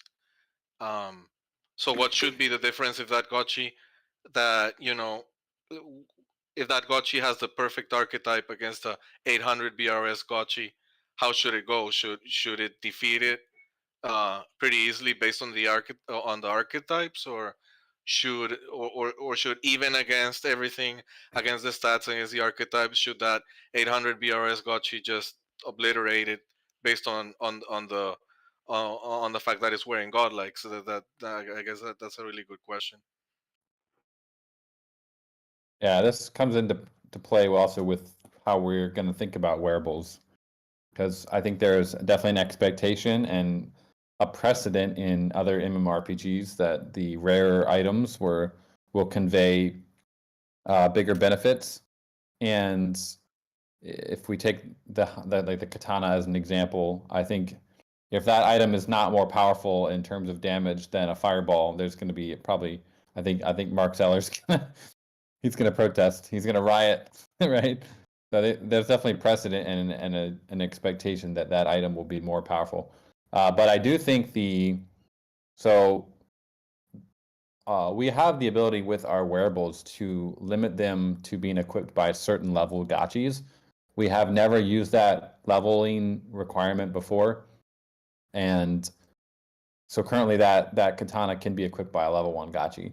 But I think the addition of the mana or the attack power, whatever we want to call it, would be the limiting factor on that. So you might be able to hit once and then you have to wait for 5 minutes for it to recharge, basically. That would be one way to like if you're a level 1 gotchi and you're wielding that sword, sure you can wield it, but you're not going to be able to make much use of it unless you just want to chug mana potions all day and while you're using it. Yeah, I'm thinking of like the the orange level items in World of Warcraft. Like uh, they're so powerful, but how did they address it so that it's not game breaking? What they would get is like on long cooldowns, they would have abilities, and mostly these abilities would be like area of effect. So it's like buffing the entire party or everyone around. So it's not so extremely overpowered one versus one, but by Right. having a strong buff that's area of effect, people don't feel like, oh, look at that asshole with his godlike. It's more like, oh, awesome, this guy has a godlike. Get around and fight. Let's join him. So it's like a celebrated thing that there's a godlike wearable around. That's an idea and a potential way to go about it. Yeah. So you still would have, so you'd have a strong buff, but it would have a cooldown, and then you'd have like a secondary buff that would be more of a group buff. That's interesting. Yeah, it gets people to rally around it and just celebrate and be happy. Like, oh my god, look at this uranium rod! Everybody's getting this weird, plus range damage buff or whatever. Or since it's plus energy, everybody gets a movement speed buff. That kind of thing could be pretty cool to make to make these mythical and godlike items worthwhile and worth their money. But it's a community buff and something that people get excited to see. Maybe not if they're liquidators, but pretty much everybody else does, and that would be pretty cool. It really would help distinguish just those higher tier gotchis. So you suddenly have like heroes and like real specific characters. So if like the milkshake, as an example, that's very specific aura buff. There's only 50 of those, so there's only going to be 50 that particular hero in burst at any one time. Cool idea. Yeah, auras will be really cool for group play, and also it could be negative auras as well. Yeah. So let's take a look at our polls here. Poll 1 for general trait. Should we implement the buff plus the nerve or the buff only? It looks like the buff only is winning with 19 versus 13. And poll 2, how many BRS gotchi should it take to take down a high BRS gotchi for general trait? I guess that's the, sorry, I repeated that, get rid of that. But the looks like 2 to 5 is the winner with 23 votes. Second is 6 to 10, and then 1 and 11 to 50 have 2, and also 50 to 100 has 2 votes. One of them is I see Penske. So Penske, you want to tell us why why it should take 50 gotchis to take down a level a high BRS one? And finally, should movement speed be left as a core trait or only augmentable by stamina boosting, equipping wearables, and maybe some other game mechanics? And looks like the consensus on that is no, we should replace it. Are there any other, you guys have any other ideas for polls? What about carrying capacity? Should we do a poll for carrying capacity? Go carry capacity on VRS. So specifically for BRS, or maybe just should carrying capacity be a trait, be a core trait?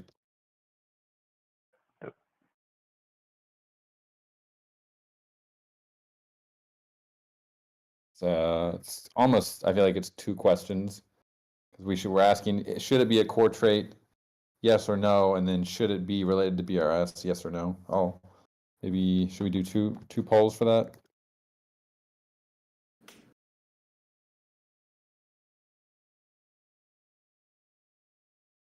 I mean, do you have any other idea you have for like the I guess the expense only plus BR? Like okay, like you buy a mythical, it gives you some stat, but mostly I guess in the rarity farming game that you do it for those plus 20 or whatever BRS.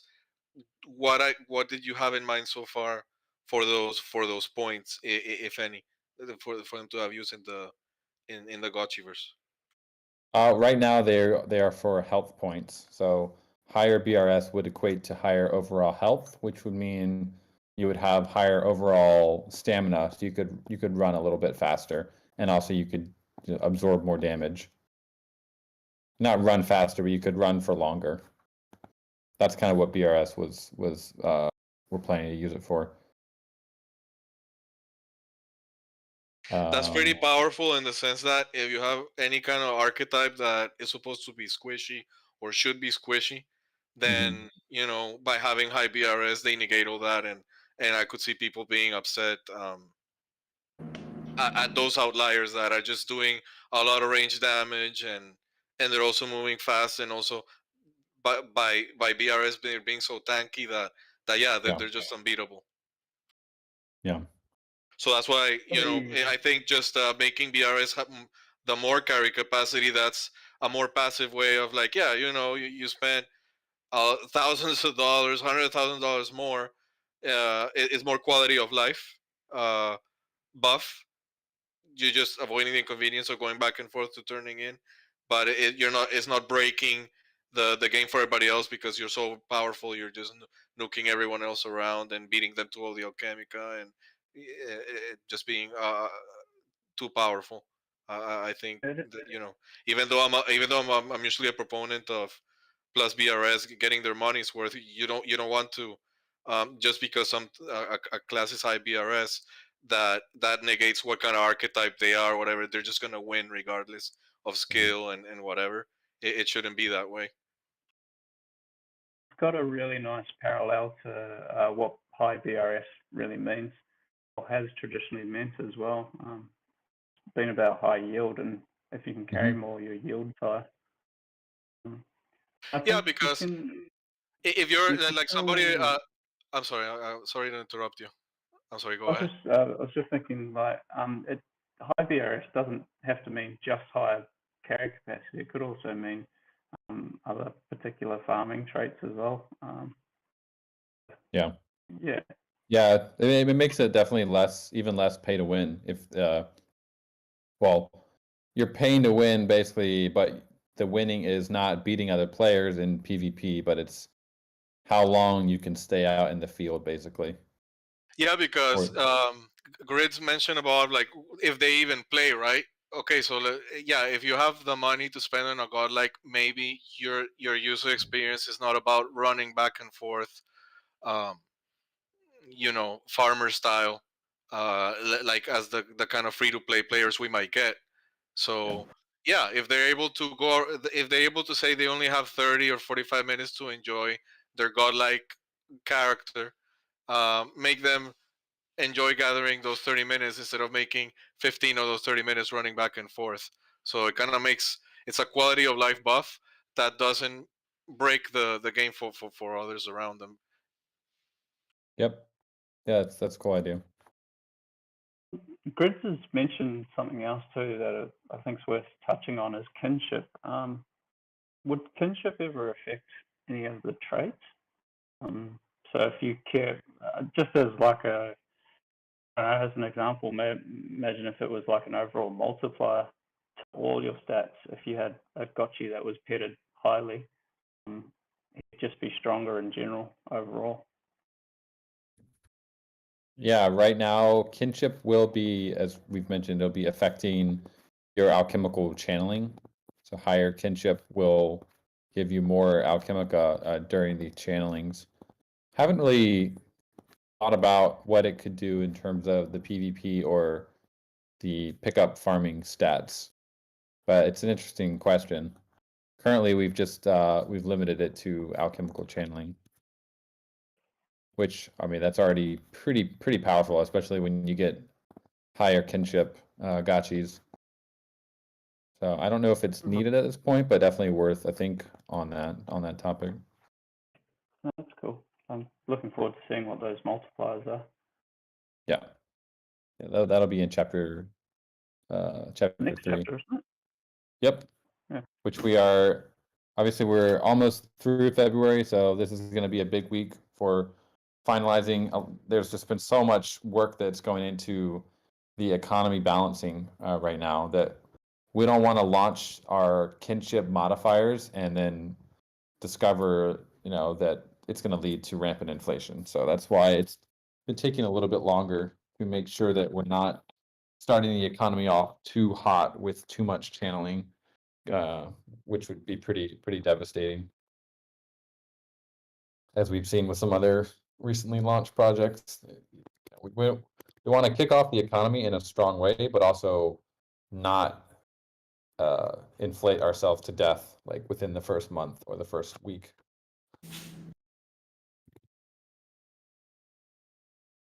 Are there any other polls you guys would like to see while we have everyone gathered here and such a awesome group of people like tuning in and thinking deeply about this stuff with us?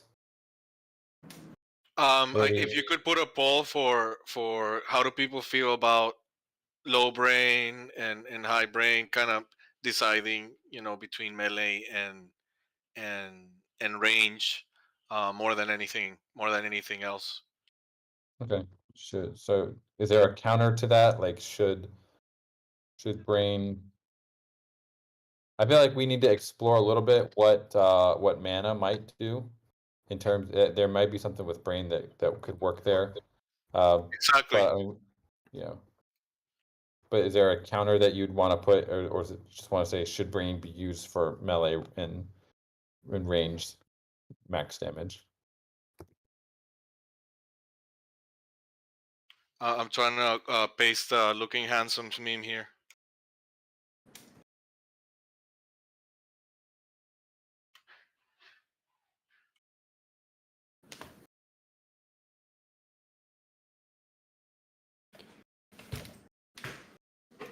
We might want to digest some of this new information and come up with just see if we need to update the sort of working alternatives for trait maps we're looking at.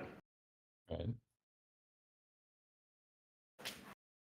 Yeah, so for now, very open to different ways of implementing, but in a general sense, what's on that meme, so that low brain will increase your max potential damage as a melee character, and higher brain will increase your range DPS, but keeping in mind that it's buff only. That's a way that you're not gonna be too powerful with both. Through brain, you're gonna choose to either be very powerful melee or a very powerful range character, but not both. Yeah, so Paul 5, should brain be used for melee and ranged max damage? Diamond, yes, it is perfect. Heart, maybe, but let's explore other options. Cool.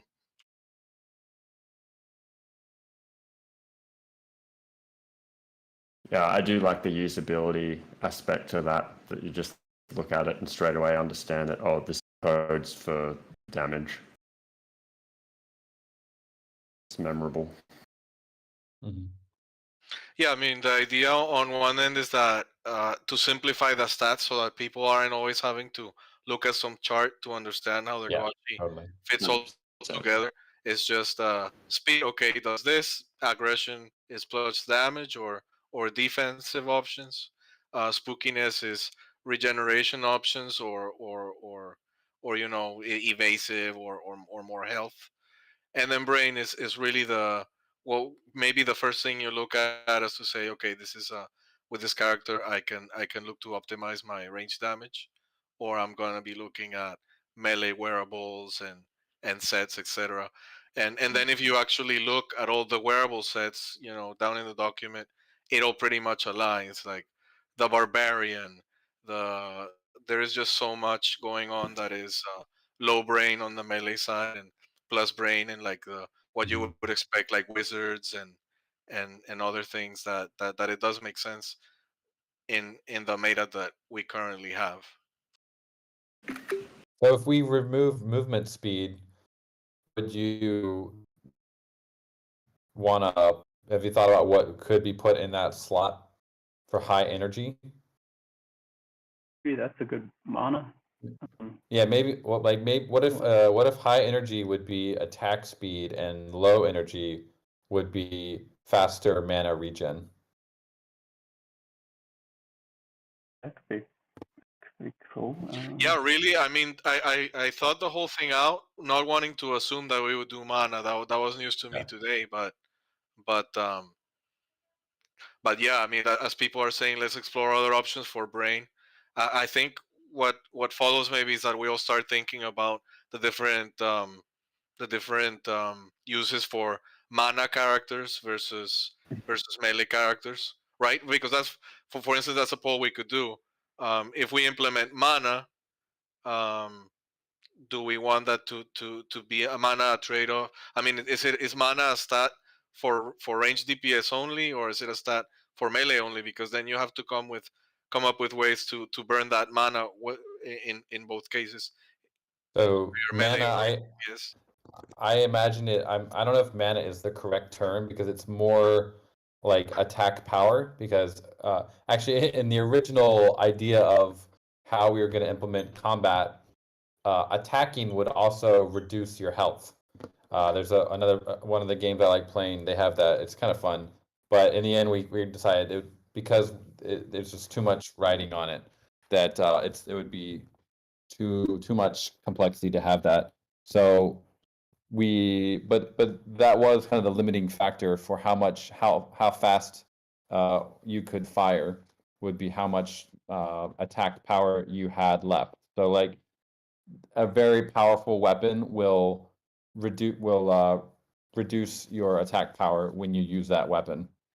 It doesn't matter if it's melee or ranged. So if you attack with a fireball, it'll reduce a little bit. If you attack with a super powerful sword, then it would reduce it by more. So I don't know if mana is the correct because it has that connotation of casting or casting spells, but it's more just about it's like your attack stamina. Like action points. And also it's not. I think it could be used for more than just attacking as well. Like it could be used for other things. If you want to heal, it'd probably be using that. If you want to teleport across the map, maybe it's used for that as well. It would be more flexible than just being for attack. So that's why calling it attack power isn't really accurate either. Cool. So it's like whatever it's your base cost for ability usage. Are you saying regen or capacity? Capacity. Right. So yeah, I was saying regen. So yeah, but we haven't really added in where the capacity would be. It could be.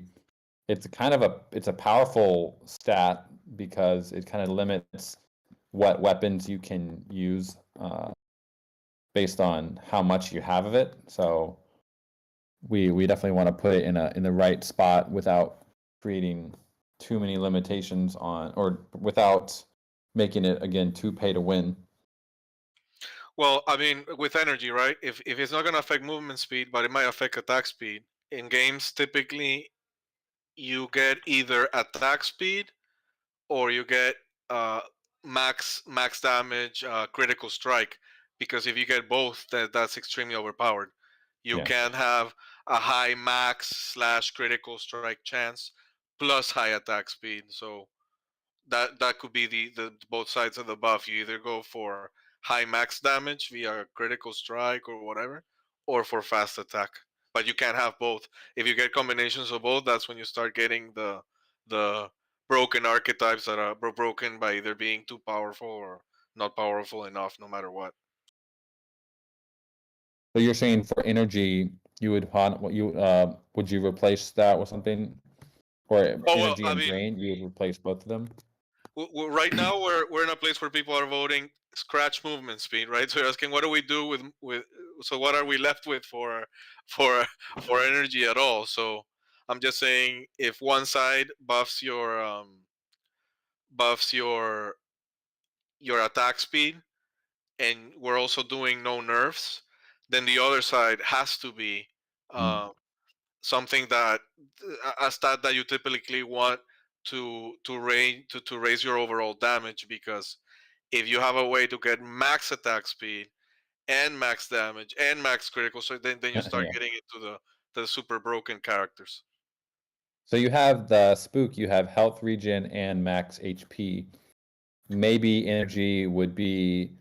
high energy would be high capacity, and low energy would be high regen. If you wanted to stick to that kind of paradigm, including the capacity, that would be. Oh, yeah, that's good. Like, so what? So one side has high regen to begin with of stamina or action points, as you're saying, right? Yeah. So if we're thinking about it not as mana but as kind of like action points in their It's type a pretty energy important stat. thing. Yeah. So then a low energy get doesn't have that many action points because yeah they're low energy gotchi, but they get a frequent regeneration. Mm-hmm. Whereas a high energy is like they're like burst characters, right? They can run up quickly, catch up quickly, um, um, but the regen side is not going to be there. So they are yeah they're more for like taking spike action versus the low energy gotchis are more about regeneration. So those could be more ideal for healing and utility types, so forth. Yeah, it would, because it's a pretty it would be a pretty all-encompassing stat. Like, I can't imagine what you would want to balance against that, except for itself, and we have the regen stat to balance against it. I guess one thing, it would higher you would have a higher capacity, which would allow you to wield more powerful weapons and use them a little bit more often. But once you'd use them, you basically wouldn't have that mana anymore to use. You'd have to wait Right, for it to you're a burst. refill. You're a Yeah, burst the burst. character, like extremely powerful at the beginning of the battle, but unless you're getting healed and Mm-hmm. so forth, you'll lose your effectiveness. Whereas the low energy types, they don't have that spike burst, but they can endure in a longer battle. So if played with a lot of skill, they will outdo their counterpart. Yeah. You need a lot of potions. Is there one more poll? There's one more poll I'm curious about. At the risk of, I know it's a bit more of a full gameplay one. Can we ask about the diagonal movement? Yeah, I'm just gonna write this poll up real quick. Should low energy give?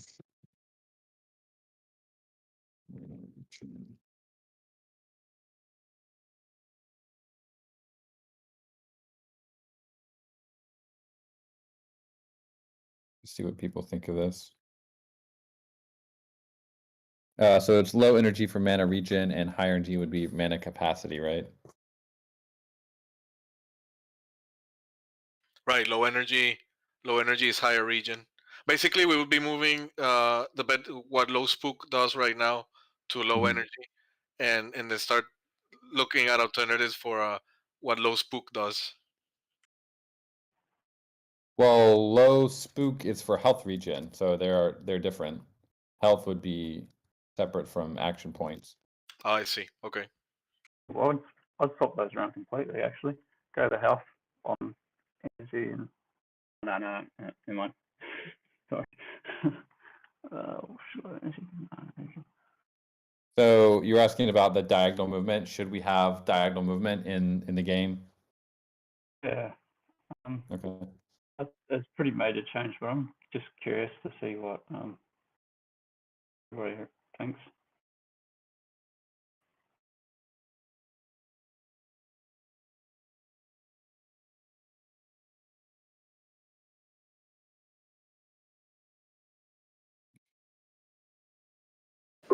Not sure diagonal is the answer, but you do need more precision because like aiming feels a little bit more about like glitchy or luck that you just happen to align versus actually skill in aiming. It's kind of like you move to the right or left the least amount possible, and if you're just not lucky to be looking at the gotchi from the proper location or angle, it's just not going to aim properly. It's kind of clunky in that way, so there's more precision needed. Not sure if it has to be diagonal per se, but just more precision for being able to aim. 360. It's possible. Yeah, do you mean 360 movement or like? I guess 360. Yeah. Really should. Yeah.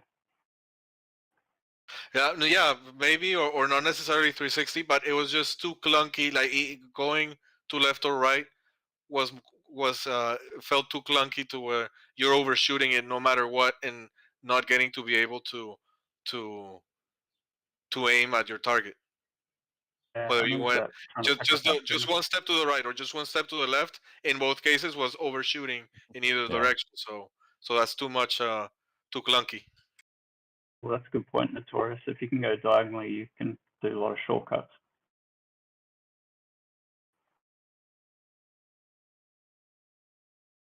Yep, Seems just like a little there's- step diagonally might fix that. Yeah.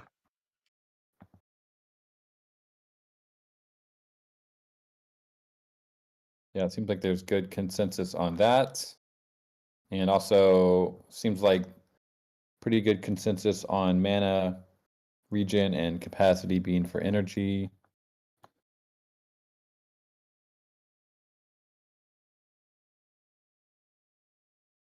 Just checking the other polls here. Is Coderdan the best? Obviously, consensus is yes on that. Thank you, Edison. 500 BRS gotchis would it take to take down Coderdan? My portal axe will protect me.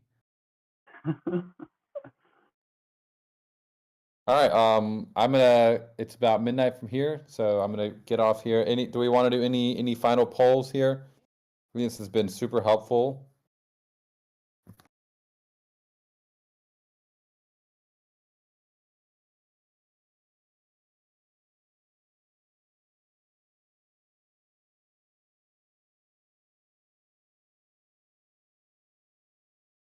Especially, and also we can do another pass on this, get a catch in the DAO. Once you guys have had a little bit more time to think through these, if you could do like one final kind of proposal based on all the information here, I think we would basically be ready to confirm something.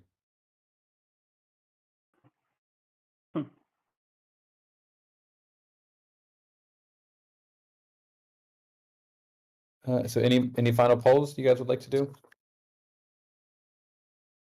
Do we love Aavegotchi? Yes. Yes, I do. Oh, it's been 3 hours. Yeah, not just 2. We watched 2 movies together, everyone. Very nice. Time flies. Looking Hanson's fallen asleep at the keyboard.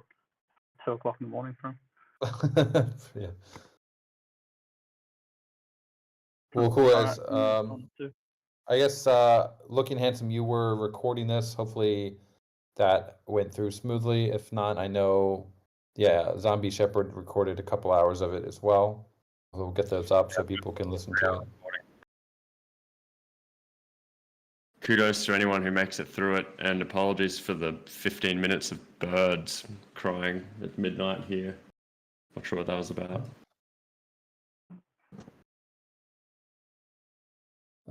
Oh, you even got the screen share. Very cool. Very nice. Cool, guys. Well, thanks. And if you are not already in the traits balance thread, feel free to join that thread and keep abreast of what's going on in there. Lots of discussion happening all the time. And also we got the DAO forum post, which I think we just hit. Are we at 100 posts yet? Yes. JG had the 100th post there. So everyone make sure, go do your homework, read through the entire thing before you get jump in the discussion. No, I'm just kidding, because that thing is massive. Props to everyone who has put in a lot of the time working on this. I think the traits are going to be definitely much stronger for everyone's effort, and this is why Aavegotchi is able to move so fast as far as our community, because we don't just have one game studio or one group of people looking over this and brainstorming of it. We have an entire community, and so we're able to find these kind of issues faster, iterate a lot faster on things, and all we need to do now is just ship the game, take all this collective hive mind brainstorming and put it together into an awesome package and show the world this is how you do lean, community-driven game development. Awesome. Thanks everybody for listening in, and thank you, Dan, for listening and being open-minded to all our ideas and suggestions. Yeah, this is what it's all about. This is our game. This is our baby. Together as a community. All right, I'm gonna sign off. Guys. Thanks, guys. Have a great day. Bye. Thanks, everyone. Awesome. See ya.